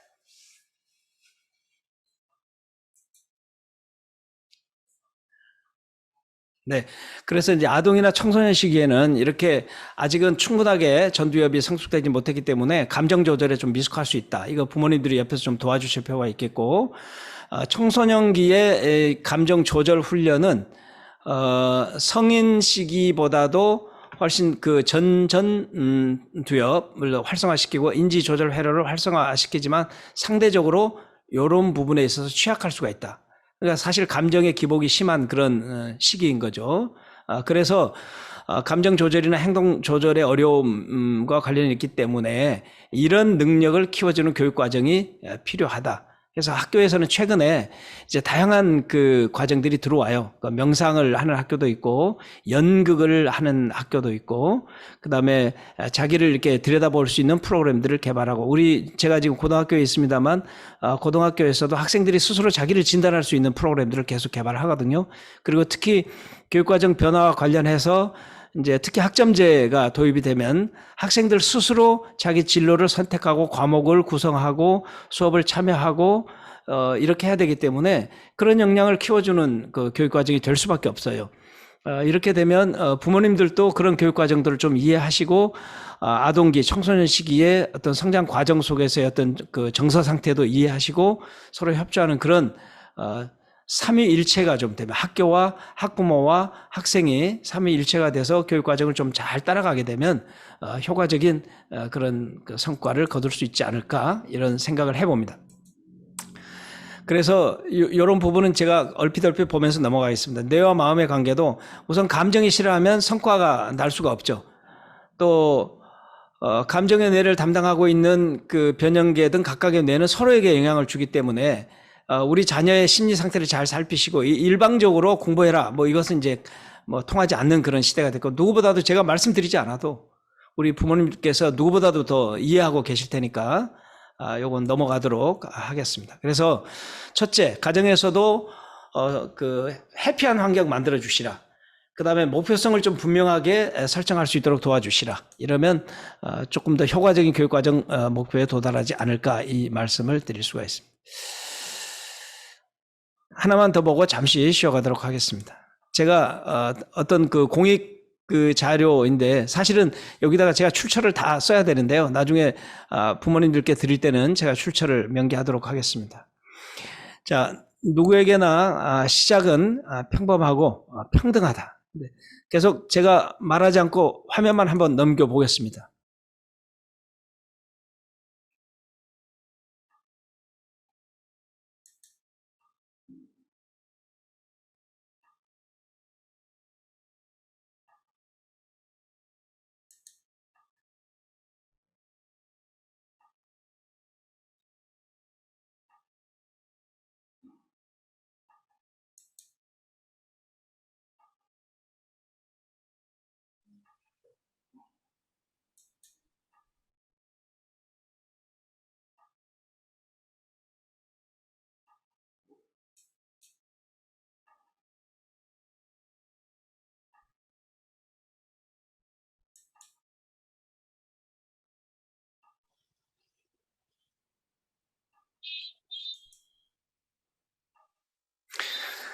어머님, 아버님, 우리 자녀에게 요구되어지는 부모님의 목표성, 정말 내용도 알차고 또 외형적인 부분에서도 정말 잘 다듬어진 그런 자녀, 그렇죠? 안과 밖이 일치된, 하고자 하는 일과 목표성이 일치된, 또 그 가치를 실현해 나가는 과정 속에서 정말 열심히 달려나가는 우리 그런 자녀를 키워내고 싶은 거. 이건 학교의 목표이기도 하고 우리 부모님들의 목표이기도 하고 그렇습니다. 그러니까 이런 자녀로 만들기 위한 과정이 사실은 교육 과정의 철학이거든요. 그 교육 과정의 철학 속에서 목표성은 다 염두에 두고 있지만 이제 그 구체적인 내용 속에서 내가 어떻게 그것을 이해하고 적용하고 우리 자녀를 이끌어갈 것이냐, 이거는 좀 다른 문제일 것 같습니다. 그래서 교육 과정에서 추구하고자 하는 인성은 저는 이제 단순한 착한 성품, 도덕적인 사람, 뭐 이런 것보다는 미래 사회를 대처해 나가는 과정 속에서 자신의 힘을 극대화시켜 나갈 수 있도록 하는 총체적 역량으로서의 개념, 이것이 인성이다. 이렇게 저는 정의를 좀 해보고 싶고요. 잠시 쉬었다가 이제 궁금해하시는 변화된 교육 과정의 핵심 내용들을 좀 살펴보도록 하겠습니다. 우리 잠깐만 좀 쉬었다가 하도록 하겠습니다. 한 5분 정도 여유를 드리도록 하겠습니다. 고맙습니다. 감사합니다.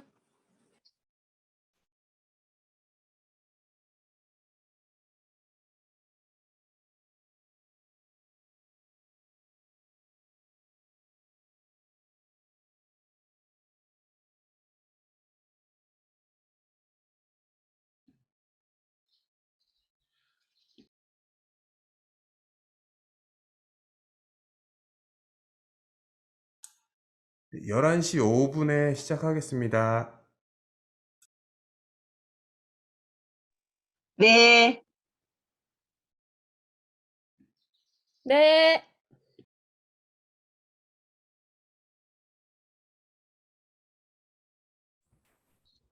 예, 알겠습니다.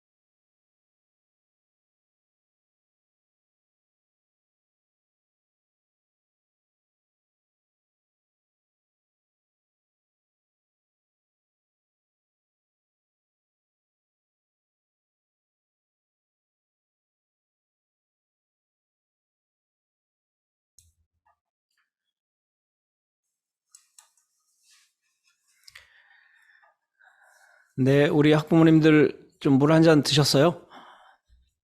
잠시 후에 시작하겠습니다. 네, 알았습니다.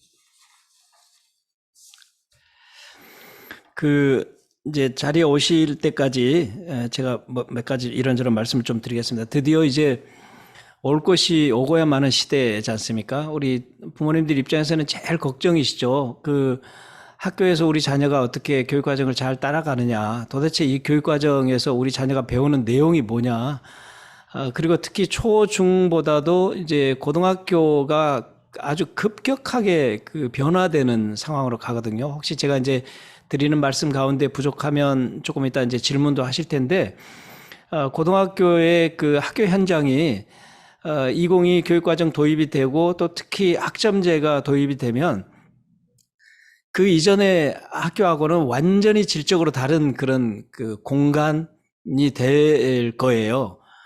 도대체 이것을 어떻게 우리가 이제 그 실천해 나갈 수 있을 것이냐, 이런 부분들도 있어요. 정말 학교 현장도 걱정인데 우리 부모님들의 걱정이 더 대단하실 거다, 이런 생각이 들어요. 그래서 2022 교육과정의 그 핵심적인 내용 몇 가지 좀 살펴보고요. 특히 고등학교의 경우에 어떤 과정을 배우는지, 어떤 과목들을 배우는지 이런 것들을 좀 말씀을 드리고, 학점제와 관련된 내용들도 좀 몇 가지 말씀을 드리고 이렇게 하도록 하겠습니다. 지금 학교도 난리고요. 우리 부모님들도 걱정이 태산입니다. 이 2022 교육과정은 사실은 25년부터 적용이에요. 그러니까 금년에 아까 서두에서 제가 말씀드렸듯이 금년에 고시가 되잖아요. 교육과정 총론이 고시가 되면 그 총론에 입각한 각 과목별 또 각 그 단계별 교육과정이 이제 정리가 되거든요. 그러면 초, 중, 고 모두 다 그 총론에 입각해서 과정 교육과정을 개발하고 교과목들을 개발을 해요. 그러면 내년까지 개발해서 25년부터 적용이에요. 지금은 이제 일괄 적용이에요. 동시에 25년부터 2022 교육과정 시작 이렇게 되는데, 초등학생은 1, 2학년들은 24년부터 적용해요. 내년 내후년이 되겠죠. 그리고 초등학교 고학년하고 중학생, 고등학생들은 25년부터 적용인데, 고등학교의 경우에는 이미 금년부터 2022 교육과정의 일부가 적용이 됐어요. 그러니까 학점제 관련해서 평가가 많이 바뀌어 있어요. 우리 자녀들 성적 표 보시면 등급이 없는 과목들이 있어요. 그냥 석차도 없고 A, B, C 이렇게 표시가 된 과목들이 많아요. 일반 과목 중에서도 그런 과목들이 있습니다. 말은 이제 선택 과목이라고 하는데, 그래서 이미 시작이 돼 있는 상태예요. 다만 공식적으로 2022 교육과정이 25년부터 시작이 된다, 이런데, 그래서 그 내용을 좀 간단하게 살펴보도록 하겠습니다. 제가 2022 개정 교육과정 총론의 핵심은 따로 링크를 걸어서 문서로 참고를 했거든요. 그래서 요거는 제일 마지막 부분에서 제가 말씀을 좀 드리고요. 그것을 이해하기 위한 몇 가지 자료들을 먼저 좀 살펴보시도록 하겠습니다. 현재 교육과정하고 2022 교육과정하고 지금 달라지는 점입니다. 이건 고등학교 기준인데요. 현재 교육과정은 공통과목이 있고 일반 선택, 진로 선택이 있어요. 그리고 이제 전문 교과들이 따로 있고요. 그래서 이 공통과정은 모두 다 배우는 거고요. 일반 선택하고 진로 선택은 학생이 내가 내 진로를 염두에 두고 배우는 과목인데, 이게 2022에서는 이렇게 변화가 됐어요. 공통과목은 변화가 없고요. 선택 과목이 일반 선택, 융합 선택, 진로 선택이에요. 그래서 이제 교과목에 대한 부분은 뒤에서 제가 그 문서에서 보여드릴 텐데, 일반 선택은 흔히 우리 부모님들이 이해하실 수 있는 그런 교과목들이에요. 그 다음에 융합 선택은 교과와 교과 내지는 교과 안에서 주제들을 융합적으로 구성해가지고 과목을 만들어내는 거예요. 그러니까 이런 학생도 배우기 힘들고, 이것을 구성하기 위한 교과서 개발도 힘들고, 또 가르치는 선생님들도 힘드는 그런 과목인데, 이렇게 변화돼 나가고 있어요. 그 다음에 이제 진로 선택은 우리 학생들이 대학을 진학하는 걸 염두에 둘 때 전공에 대한 부분들 고려해서 고등학교 때 그것을 수행해 나가기 위한 기초 과목들을 이제 배운다, 이런 정도예요. 그리고 가장 문제가 되는 게 학점제거든요. 아주 간단하게 말씀드리면 고등학교 교육의 학점제는 대학처럼 생각하시면 돼요. 학생들이 공통 과목을 제외하고 나머지 융합이나 진로 과목들은 내가 배우고 싶은 과목을 선택해서 배우는 거예요. 그러면 이 학교에 내가 배우고 싶은 선생님이 없다 또는 과목이 없다. 이럴 경우는 어떻게 해야 되느냐 이런 문제 생길 수 있잖아요. 그래서 이제 온라인 공동교육과정이 생기게 되는 겁니다. 그것도 기회 되면 제가 말씀을 드리도록 하겠습니다. 이미 시행하고 있습니다. 아까 서두에 말씀드린 미네르바 대학 같은 그런 게 고등학교가 시행이 될 수 있어요. 그리고 지금 현재는 지역 단위로, 다시 말하면 시 단위로 공동교육과정에 온라인 과정이 일부 개설이 됐는데 이것이 아마 학점제가 전면적으로 도입이 되면 전국 단위의 공동교육과정이 생길 수 있어요. 그러면 내가 우리 학교에서 배울 수 없다. 그러면 온라인 과정에서 선택할 수도 있고 또는 그 시간에 이동해서 배울 수도 있고 다른 학교로 이동해서도 배울 수 있고 뭐 이런 복잡한 상황이 생기게 되는 겁니다. 그러면 학점제는 학교에서는 학생의 수요를 반영해서 교육과정을 짜고 그러면 학생이 자신의 진로를 염두에 두고 과목을 선택하게 되고 선택된 과목을 학습하게 돼요. 그러면 그에 따른 평가를 시행할 거 아니에요? 이 평가는 대부분 공통 과목을 제외한 과목은 등급 없이 ABC 이렇게 ABCD 뭐 이렇게 평가할 거예요. 그러면 그 교과목 선생님이 제시한 성취 수준에 도달한 학생은 이수가 되고 대학처럼 그 성취 수준에 도달하지 못한 학생은 미이수가 되면 과락이 되는 거예요. 지금은 과락이라는 게 없어요. 형식적으로는 있죠. 그런데 실질적으로는 과락이 없어요. 1학년 190일 출석 일수 가운데 3분의 2 이상 학교만 가면 진급을 하죠. 조퇴가 많아도 뭐 결과가 많아도 지각이 많아도 어쨌거나 출석 일수만 채우면 다음 학년으로 진급이 되거든요. 그런데 학점제는 이제는 출석 개념이 아니라 교과목에 대한 이수 개념이 진급의 기준이에요. 그러니까 그 교과목 이수를 못하면 과락이 돼. 그러면 다시 듣든가 내년에 듣든가 뭐 이런 과정이 이제 만들어지게 되겠죠. 복잡한 과정이 되는 겁니다. 그래서 지금은 학점이라는 말을 쓰지 않고 이수 단위라고 해서 수업만 들으면 무조건 다 이제 진급이 되는 건데 학점제에서는 대학에서 쓰는 학점이라는 개념이에요. 그 일정 정도의 학점을 따면 진급하게 돼 있는 그런 상황입니다. 다시 한번 정리를 하면 오른쪽 내용이에요. 고등학교 기준입니다. 그러니까 1학년 때는 공통 과목을 중심으로 수강을 하게 되고요. 그러니까 일부 학교의 특성에 따라서 1학년 때도 선택 과목이 있을 수 있죠. 공통 과목 이외에 이제 학점이 28학점 이상 하게 돼 있으니까 28학점이 안 되면 1학년 때 공통 과목 가지고 안 되면 이제 선택 과목을 배우게 되고 또 특히 이제 학교 설립 목적에 따라서 별도의 과목을 개설하는 학교들이 있을 수 있잖아요. 이제 종교계열 학교들 같은 경우, 그 다음에 정보라든가 기술 과정이라든가 이런 것들을 1학년 때 하는 학교들도 있으니까, 그 다음에 2학년부터는 이제 본격적으로 선택 과목을 수강하게 됩니다. 그러면 이때 내가 다니고 있는 학교에서 개설되지 않은 과목, 이걸 어떻게 할 거냐. 그래서 다른 학교하고 연계해서 인근 가까운 학교끼리는 오프라인으로 개설해서 쉬는 시간에 이동해서 또는 특정한 날 오후 시간을 이동하게 해서 배우게 되는 그런 공동교육과정 또는 말씀드린 것처럼 온라인 공동교육과정을 개설을 합니다. 지금 이미 실시하고 있어요. 그럼 학생들이 지금은 학교에서 다 배우고 추가적으로 학점을 따기 위해서 온라인 공동과정을 보통 하거든요. 클러스터 과정도 있고 주문형 강좌도 있고 또 온라인 공동 과정도 있는데 그건 대부분 일과 이후에 가서 따오는 거예요. 그러면 이거는 기본 학점 이외에 추가적으로 내가 학점을 따는 거기 때문에 지금 현재도 그런 추가적으로 단위를 배우는 학생들은 대학 갈 때 상당 정도 유리해요. 어머님들, 아버님들 학교에서 개설된 클러스터 과정이나 또는 주문형 강좌나 또는 온라인 공동 과정에 좀 관심을 가지시고 현재도 학점제 때는 뭐 당연히 해야 되겠지만 현재도 관심을 가지시고 우리 학생의 진로와 관련해서 이 과목들은 한 번 정도 들으면 좋겠다 하면 추가적으로 들을 수 있도록 지도해 주시는 것도 좋습니다. 그리고 학기당 최소 수강 학점을 28학점으로 규정을 했어요. 내가 듣고 싶다고 마냥 들을 수 있는 그런 과정이 아니고 대개 3년 기준으로 2년 반에서 3년 반 정도 이수할 수 있도록 구성을 해놨어요. 그러니까 빨리 졸업할 수도 있어요. 또는 3년 반 동안 고등학교를 다닐 수도 있어요. 그 다음에 공통 과목은 성취도가 A, B, C, D, E에서 E 밑으로, 그러니까 60점 또는 40점 밑으로 가면 과락이 되는 거고요. 석차가 성적표에 같이 됩니다.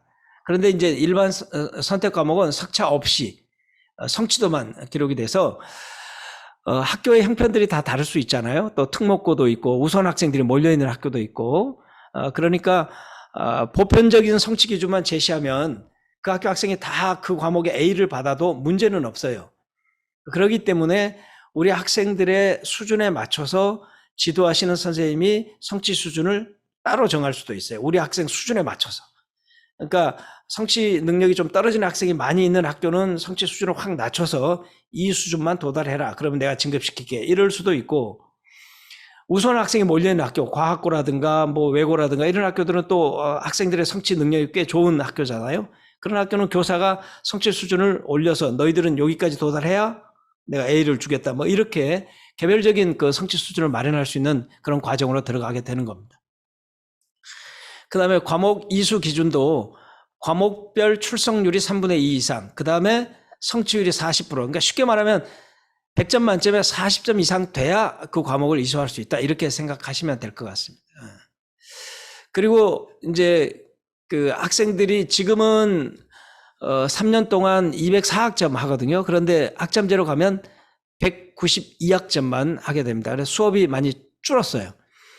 그러면 지금 현재 고등학교 기준으로, 중학교도 마찬가지입니다만 고등학교로 7교시까지 수업을 다 안 하는 경우가 생길 수 있어요. 그러면 학생이 하루 일과 중에 공부하다가 수업이 없는 시간도 있을 수 있어요. 그러면 학교에서는 그 공간을 마련해 줘야 될 것이고 학생들이 뭔가 홈베이스라든가 또는 휴식 뭐 공간에서 시간을 지내기도 해야 되고 도서관에 가서 지내기도 해야 되고 하기 때문에 수업 교육과정 편성뿐만 아니라 고등학교는 지금 공간 마련으로 전쟁을 치르고 있는 그런 상황입니다. 아마 학점제가 본격적으로 도입되는 2025년까지는 웬만한 것은 다 준비가 될 것으로 생각을 하고 있습니다. 그래서 그 초등학교는 2022 교육과정에서 크게 달라지는 건 없고요. 그 입학 초기에 그 적응활동이나 창의적 체험활동이 지금 현재 초등학교에서 좀 중복적으로 시행되고 있거든요. 이제 그런 것들을 좀 개선하고 그리고 초등학교 학생들이 입학해서 국어 시간을 활용해서 한글 해독 교육을 좀 더 강화한다 이건데 저는 큰 의미는 없는 것 같아요. 조사를 해보니까 초등학교 입학생의 거의 대부분은 학교 들어오기 전에 한글을 다 체득 아무튼 한글은 다 알고 깨우치고 들어오는 거예요. 그래서 2022 교육과정에서는 한글 해득 교육을 더 강화하겠다라고 했는데 뭐 그렇게 큰 효과는 없을 것 같기는 합니다. 아무튼 그게 가장 달라진 점이고요. 그 다음에 초등학교에서는 학습의 첫 도입 시기이기 때문에 초등학교 1학년, 2학년 때 배우는 그 즐거운 생활이라고 하는 교과목이 있어요. 그것을 좀 더 확대해서 2회 이상 실외에서 노는 거, 뭐 이건 저는 굉장히 중요하다고 생각해요. 신체 활동 이런 것들을 좀 더 적극적으로 할 수 있도록 하겠다. 이게 아마 이제 개정 교육 과정의 초등학교의 가장 큰 변화인 것 같고요. 즐거운 생활 시간이 좀 늘었어요. 현행 80시간에서 이제 128시간으로 늘어서 그다음에 안전한 생활이라는 과목이 있잖아요. 그 시수도 좀 늘렸어요. 그래서 초등학교는 학교를 즐겁게 다니자, 안전하게 다니자, 그다음에 좀 이렇게 체험할 수 있는 시간을 좀 늘리자, 한글 해독 시간을 좀 늘리자, 이런 것이 이제 큰 변화고요. 중학교는 핵심이 자유학기 제도 개선입니다. 그래서 자유학기제를 개선해서 지금은 1학년 통으로 자유학기제잖아요. 그런데 2022 개정 교육 과정에서는 1학기만 하도록 하고 그 다음에 남은 1학기는 3학년 2학기에 가서 진로와 연계된 그 학습을 하도록 했습니다. 그래서 고등학교 올 때는 자기의 진로를 어느 정도 정리해서 올 수 있도록 그렇게 이제 하는 게 2022 교육 과정에서 가장 크게 바뀐 부분이고요. 가장 큰 변화는 지금 보시는 화면처럼 고등학교의 학점제가 되는 것 같습니다. 그리고 고등학교 1학년은 진로 집중 학기입니다. 그래서 고등학교 1학년 1학기, 특히 1학기 때는 자신의 진로를 탐색해 나가는 과정으로 주로 이제 집중될 거예요. 창체 시간도. 그래서 금년에도 이제 적응 시기이기 때문에 제가 속해 있는 학교도 금년에는 1학년 학생들을 대상으로 2차례에 걸친 진로 탐색 프로그램을 운영을 했어요. 그러니까 왜 그러냐면 이제 학점제가 되면 자신의 진로와 관련해서 내가 내 과목을 구성해야 되거든요. 그러면 그 진로에 대한 정보나 과목에 대한 정보나 이런 것들이 분명하게 제시가 돼야 학생들이 혼란을 가져오지 않고 시행착오를 겪지 않고 자신의 진로에 따른 과목들을 배우고, 배운 과목은 다시 소급해서 또 학습할 수가 없으니까, 그래서 애초에 선택할 때 시행착오를 겪지 않도록 지도를 해야 되겠다, 이런 필요 때문에 25년 도입 시기를 앞두고 저희는 금년부터 적극적으로 그런 그 과정들을 시행을 해봤거든요. 실제로 운영을 해보니까 1학년 1학기에 들어와 가지고 2학년 때 진로 과정을 선택하고 과목을 선택하게 해서 1차 자료 가지고, 그다음에 진로 교육 과정을 쭉 한 다음에 다시 한번 수정할 수 있는 선택 기회를 주면 대부분의 학생이 선택 과목을 바꿔요. 우리 학교 같은 경우 70% 정도의 학생이 선택 과목을 바꿨어요.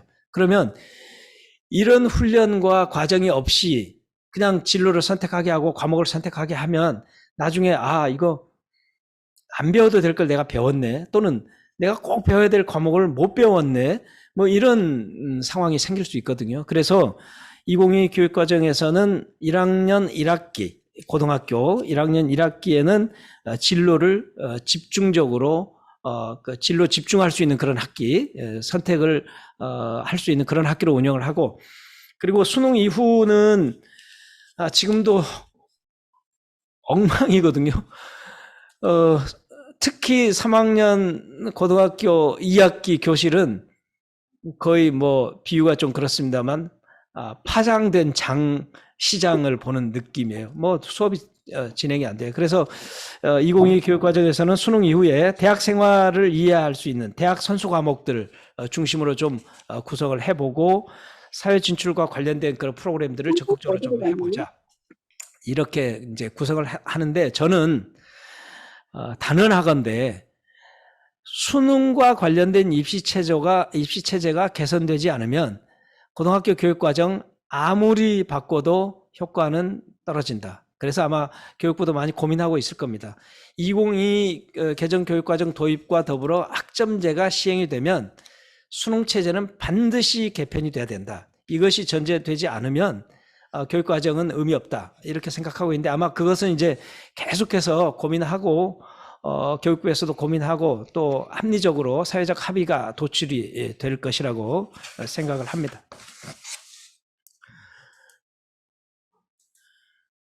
이제 학점제가 되면 어떻게 바뀌느냐인데, 현재는 우리 고등학교 기준으로 204단위를 합니다.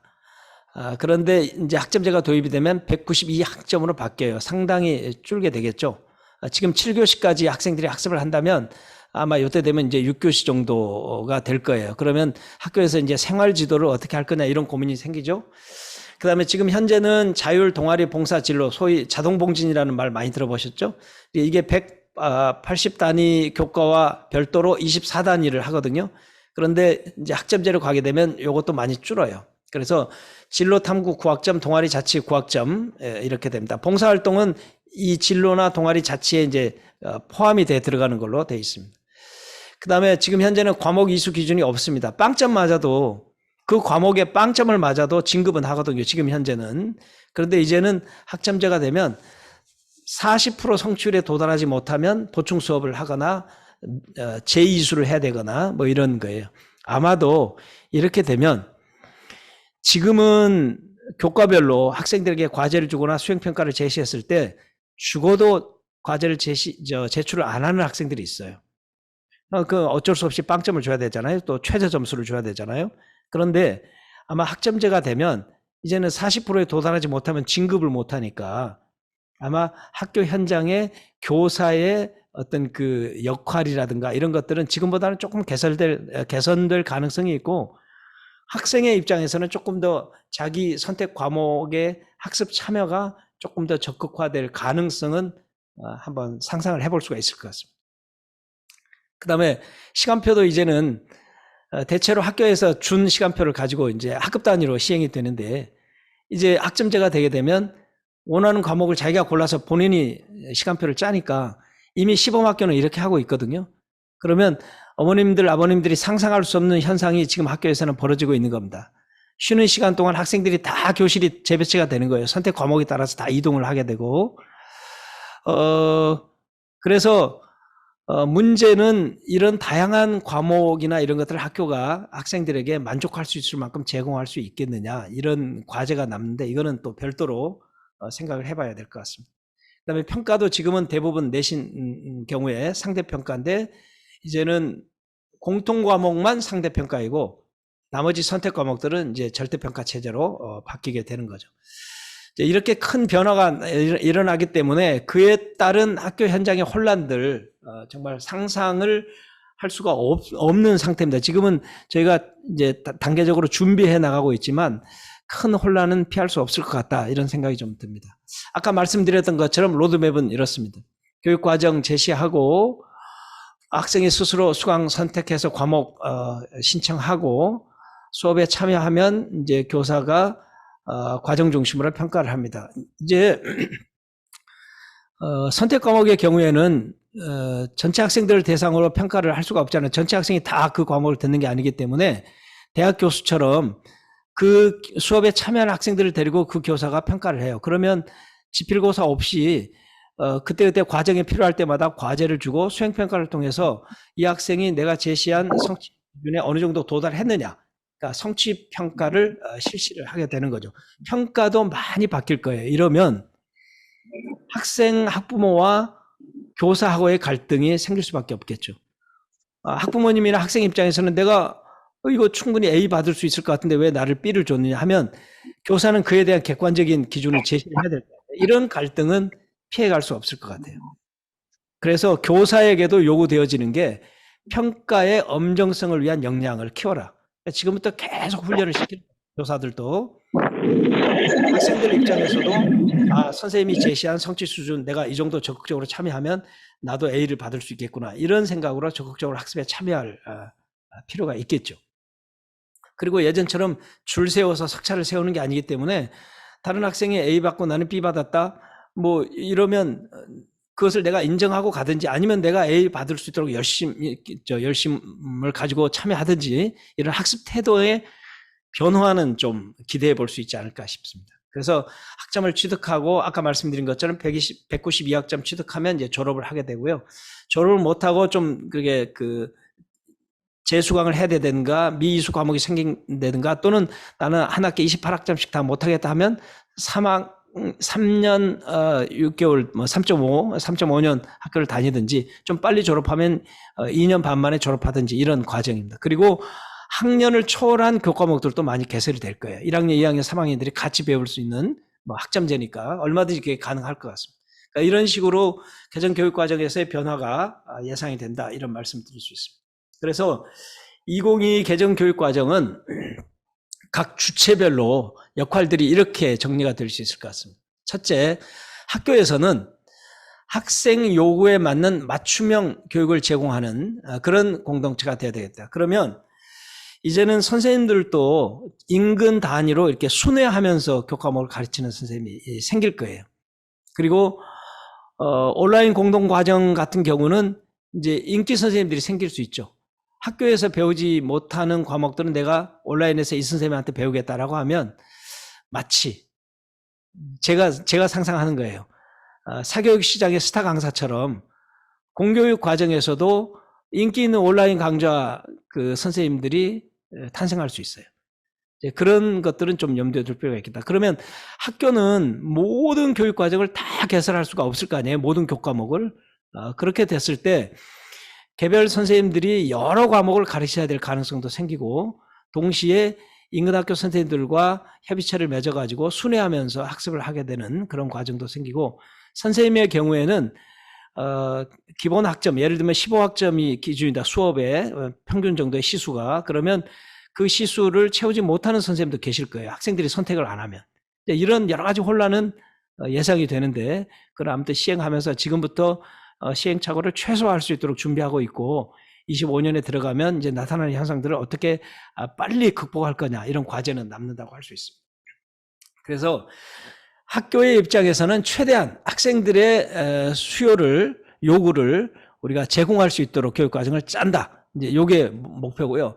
학생 입장에서는 자기 스스로 자기의 진로를 설계하고 자기 주도적으로 학습을 해나가야 된다. 그래서 필요한 게 총체적 역량으로서의 인성, 자기 삶을 자기 스스로 관리할 수 있는 그런 역량, 또 자기 진로를 염두에 둔 선택 과목들의 어떤 적정화, 이런 것들이 학생에게 이제 요구되고, 그리고 결과에 대해서는 또 학생이 일정 정도는 책임을 져야죠.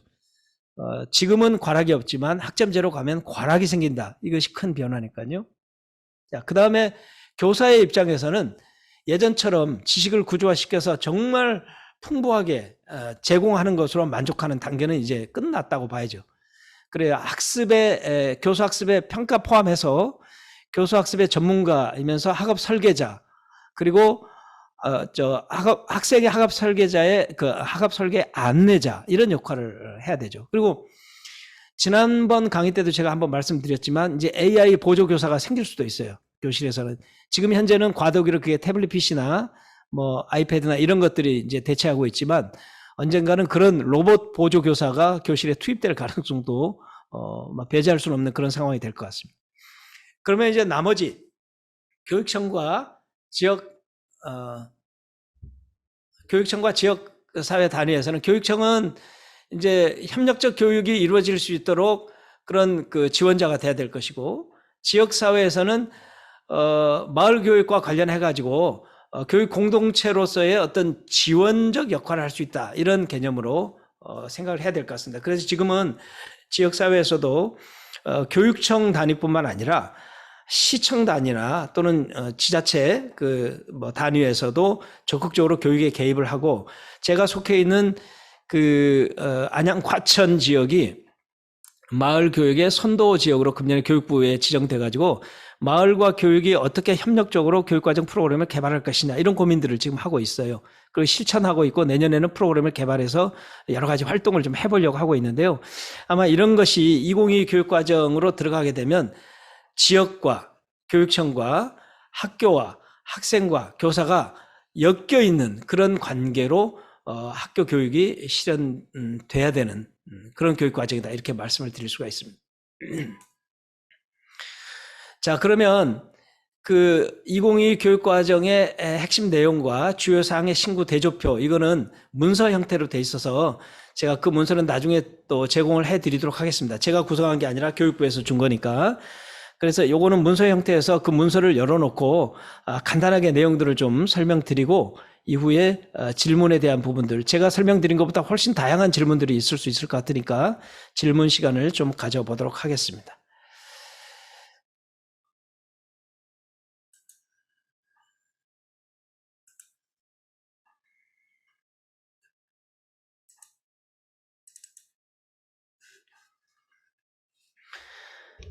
네, 화면 보이시죠? 2022 개정 교육과정의 주요 사안 총론인데요. 이 문서는 나중에 자료로 어머님들 드리도록 하겠습니다. 앞부분은 이제 도입 배경이라든가 뭐 이런 것들이 쭉 되어 있고요. 제가 조금만 변동을 해보겠습니다. 8페이지 정도부터 보시면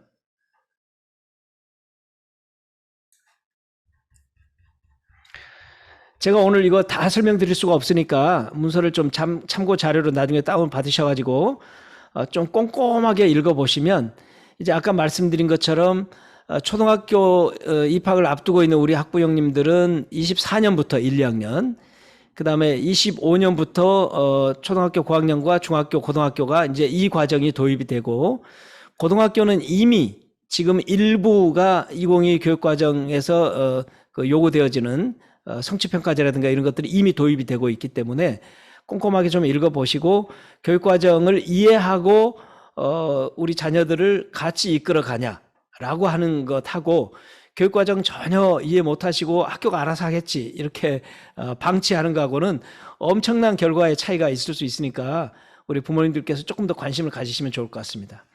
자, 요거는 제가 옆으로 좀 내릴게요.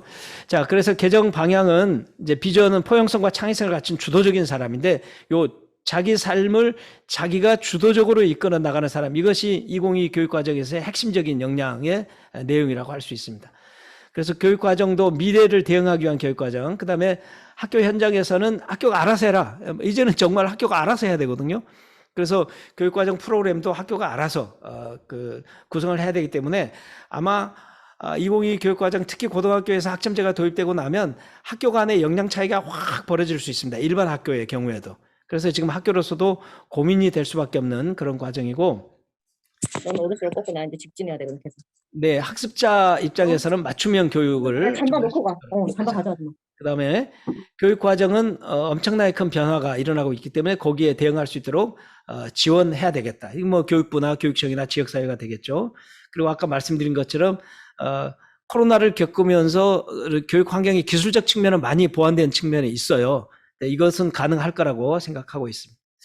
그다음에 개정의 중심은 미래 사회가 요구하는 역량 함양이 가능하도록 짜겠다. 그리고 제일 처음에 제가 말씀드린 것처럼 기술 변화의 인터벌이 극도로 짧아지고 있기 때문에 이제는 교육과정이 그것을 그때그때 즉흥적으로 해결할 수 있도록 도와줘야 될 필요가 있어서 그것들을 염두에 둔 교육과정이 좀 짜여져야 되겠다. 그 다음에 맞춤형 교육과정으로 갈 수밖에 없다. 그러면 학습자 입장에서는 자기가 자기 학습을 주도적으로 이끌어 가야 되기 때문에 자기 주도 학습 역량도 필요하겠고요. 자기 진로와 연계된 그런 어떤 자기 삶을 자기가 구체적으로 설계할 수 있는 그런 역량도 필요하겠다. 이것이 핵심 교육과정의 핵심 내용이라고 할 수 있겠습니다. 그리고 주요 내용은 아까 말씀드린 것처럼 미래사회에 대비하는 교육 방향이다. 그러니까 추구하는 인간상, 2015 교육과정과 크게 다르지 않습니다. 핵심 역량도 2015 교육과정과 크게 다르지 않습니다. 그래서 자기주도성, 창의와 혁신, 포용성과 시민성, 이것을 중심으로 현재 2015 교육과정을 교육과정에서 제시하는 인간상을 재구조해서 제시하고 있고, 핵심 역량이나 교육 목표도 크게 변하지 않았어요. 시민성, 개인과 사회의 어떤 지속 가능성, 내지는 생태 감수성, 이런 것들을 반영하고, 특히 요 생태 감수성과 관련된 교과목들이 많이 생겼어요. 그리고 이제는 우리뿐만 아니라 전 지구적인 과제고 위기이니까 우리 자라나는 학생들이 이런 부분도 이제 예민하게 고민을 해야 되는 그런 시대가 됐기 때문에 그렇습니다. 그래서 이런 미래사회에 적합한 인간상과 핵심 역량, 교육 목표 등으로 이제 개선을 해 나가는 교육 과정을 짜고 있습니다. 그래서 지향점은 아까 말씀드린 것처럼 자기주도성, 그다음에 창의와 혁신, 그리고 포용성과 시민성인데, 포용성은 밑에 별도로 설명이 되어 있네요. 이제는 혼자 사는 사회가 아니니까 구성원들 사이의 다양성, 차이성 이런 것들을 이해하고, 아까 말씀드린 것처럼 이제 점점 우리도 다문화 사회로 가고 있지 않습니까? 그리고 점점 이제 고령화되는 사회로 가고 있고, 그래서 상호 이해, 존중 이런 것들을 바탕으로 개별 학생들의 교육적 성장 또는 공정하고 지속 가능한 사회, 이것을 이제는 같이 고민하면서 성취해 나가도록 노력해야 된다. 이런 것이 개정교육과정의 지향점이라고 할 수 있겠습니다.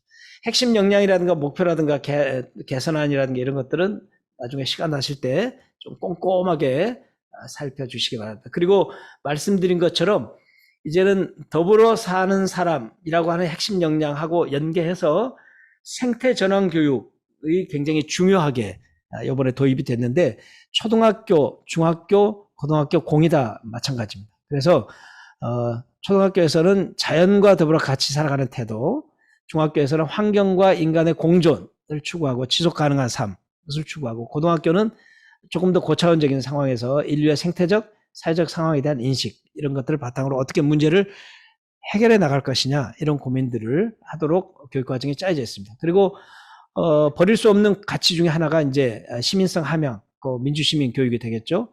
이런 기준안도 이렇게 초, 중, 고를 단계적으로 위계성을 가지고 이렇게 구성을 해 놓은 상태입니다. 그 다음에 그와 관련된 이제 교과목에 대한 부분들을 좀 설명을 드리려고 하고요. AI 그 소양 함양 교육이라든가 디지털 소양 함양 교육은 이제 더 강조드리지 않아도 이것이 이제 삶과 밀착되어 있는 그런 기술이기 때문에 오히려 이 부분은 우리 부모님들이 걱정하지 않으셔도 이 자녀들이 생존을 위해서 알아서 적응해 나갈 수 있는 그런 과정이고, 학교는 그것을 협력적으로 지원하는 교육 과정을 만들 거예요. 오히려 학교가 학생들이 습득해 놓은 수준보다 뒤쫓아가면서 교육할 가능성도 있어요. 그래서 저는 이 부분은 그렇게 크게 걱정하지 않고 있고요. 학교 안에서도.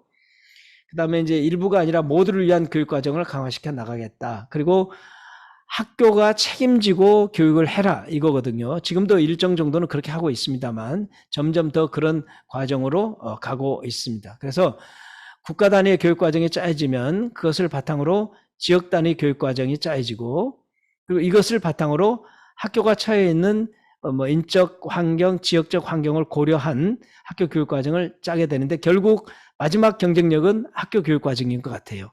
초, 중, 고, 공이 다 학교 교육 과정을 어떻게 잘 짜느냐라고 하는 것이 그 학교의 경쟁력과 직접적으로 연결이 된다, 이렇게 볼 수 있습니다. 그리고 시수와 이런 것들은 아까 말씀드린 것처럼 좀 변화가 일어났고요. 그다음에 초등학교에서도 선택 과목이 이루어지고 있어요. 그 2022 교육 과정에서는. 그래서 3학년, 4학년, 5학년, 6학년 시기에는 이런 선택 과목들이 이제 운영이 된다. 이거는 참고해 주시면 좋을 것 같습니다. 그리고 이제 교육 과정이 아까 제가 말씀드린 것처럼 초, 중, 고가 단절된 것이 아니라 초, 중, 고가 상호 연계성 속에서 교육 과정의 연속성을 가지고 가야 되거든요. 그런 측면에서 아까 말씀드린 것처럼 초등학교는 한글 체득 교육, 그다음에 안전 교육, 신체 활동 이런 것들이 좀 더 강화됐고, 중학교는 자유학기제 편성이 좀 변화가 있다. 지금은 1학년 때 했지만 개선안은 1학기 때 하고 1학년 1학기 때 하고 3학년 2학기 때는 진로 연계 교육을 한다. 이제 이것이 큰 차이가 되겠습니다. 그다음에 문제가 이제 고등학교의 경우인데요. 다양성을 존중하는 교육은 더 말씀 안 드려도 될 것 같고요. 자, 학점제 기반에서 이제 고등학교 교육 과정, 이것이 가장 큰 관점입니다.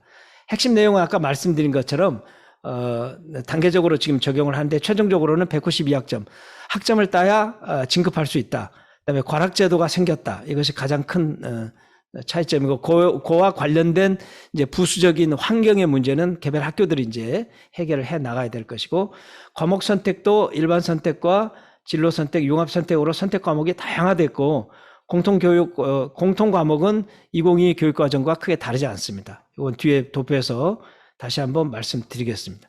그리고 학점, 지금은 이수단이지만 학점이 많이 줄었다.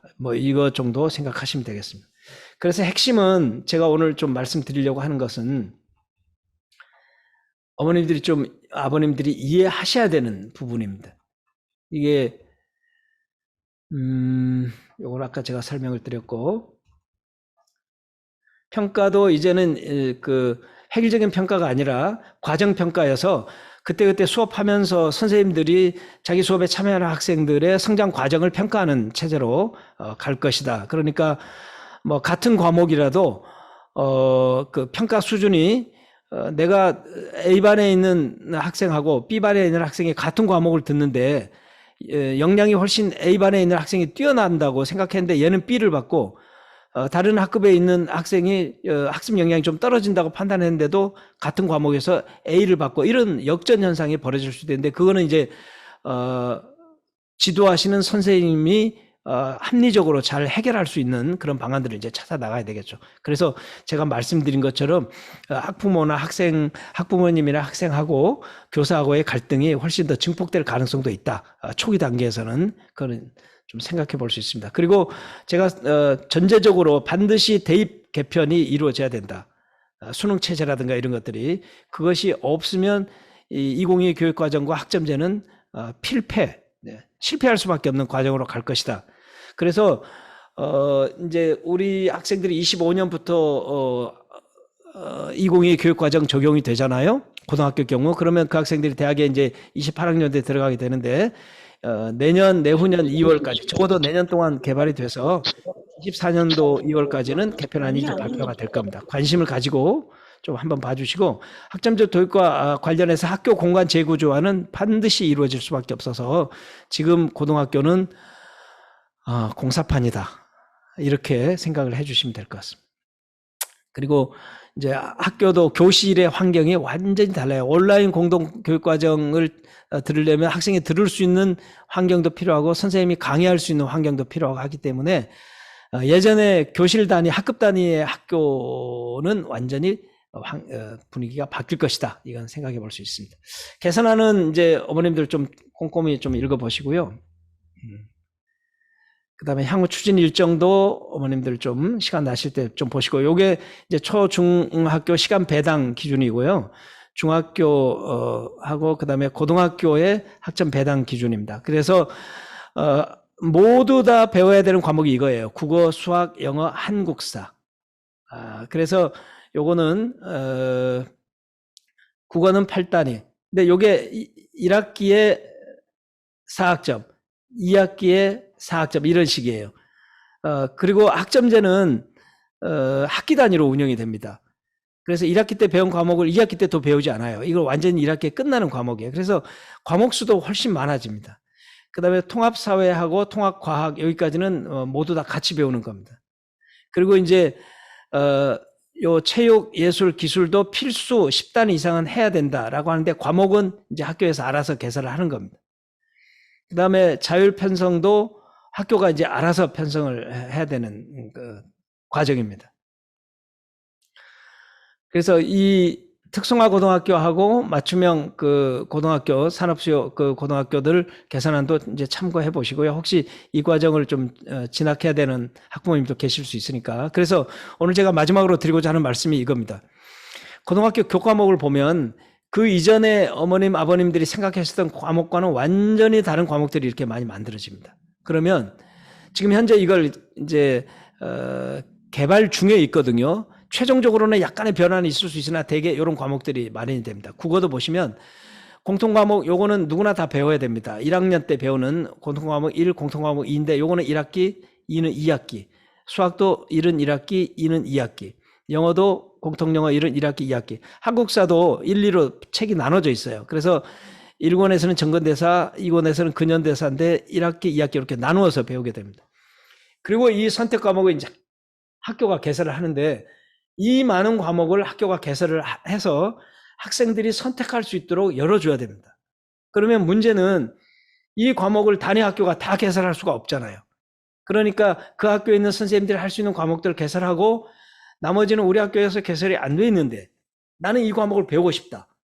그러면 그 학생은 공동교육과정에 가가지고 온라인 공동교육과정에서 학점을 따오게 되는 겁니다. 그러면 학교가 일부는 그 학교 학생들하고 같이 수업에 들어가서 교실에서 수업도 하고 일부 시간에는 자기가 따로 온라인 교실에 들어가서 학습을 하고 이런 현상이 이제 벌어지게 되는 거죠. 문제는 선생님들이 이 많은 과목들을 다 가르칠 수 있도록 준비할 수 있겠느냐 이런 거. 특히 사립고등학교 같은 경우는 인적 자원이 제한되어 있기 때문에 많은 이제 고민들이 생기게 되는 겁니다. 학점제에 따른 그런 부담들이 이게 가장 큰 문제인 것 같습니다. 제 생각에는 이것을 어떻게 잘 준비할 것이냐, 이게 이제 승패의 관건이 되겠고요. 특수목적 고등학교나 이런 융합 과목들도 일반 고등학교에서도 개설할 수가 있습니다. 이것이 주요 내용이고요. 그 다음에 신구 비교표를 제가 별도로 준비를 했습니다. 이것도 별도로 자료를 제시해 드릴 테니까 지금 현재 교육과정과 개정된 교육과정의 주요 사항들을 이렇게 비교해 놨으니까 이거는 이제 이념적 측면에서의 내용들이 일부이고요. 핵심적인 내용은 구체적인 그 교육과정상의 적용 내용이 어떻게 달라지냐. 이게 이제 학점제하고 그다음에 초등학교의 일부 변화된 내용하고 중학교의 자유학기제 내용하고 이런 것들이 좀 될 것 같습니다. 이것도 참고하셔서 부모님들께서 한 번 정도 엄밀하게 좀 읽어보시면 이제 초등학교 진학을 앞둔 그런 그 부모님들 또 이미 지금 2015 교육과정에서 초중 고등학교를 다니고 있는 부모님들 특히 고등학교 과정에 있는 학부모님들은 이제 그렇게 걱정은 안 하셔도 되겠지만 지금 현재 중학교 다니고 있는 학생들은 고등학교 내년에 들어올 때 학점제가 적용이 되거든요. 지금 내년에 고등학교 1학년 학생들부터 학점제가 적용이 돼요. 2022 교육과정은 25년부터 적용이 돼요. 그러니까 굉장히 막 섞여 있고 혼탁하게 지금 과도기적인 그런 상황이기 때문에 이 과정을 부모님들께서 좀 잘 살펴보시면서 우리 자녀들을 어떻게 잘 따라가게 할 것인가 이런 고민들. 그리고 인성과 관련해서 우리 자녀들을 어떻게 명품 자녀로 키워낼 것인가, 이런 고민들이 학교와 가정이 같이 더불어서 협력적으로 진행될 수 있으면 좋겠다, 이런 말씀을 드리겠습니다. 그러면 지금부터 좀 몇 가지 교육과정 변화와 관련된 질문들이 있으실 것 같으니까 질문을 좀 받아보도록 하겠습니다.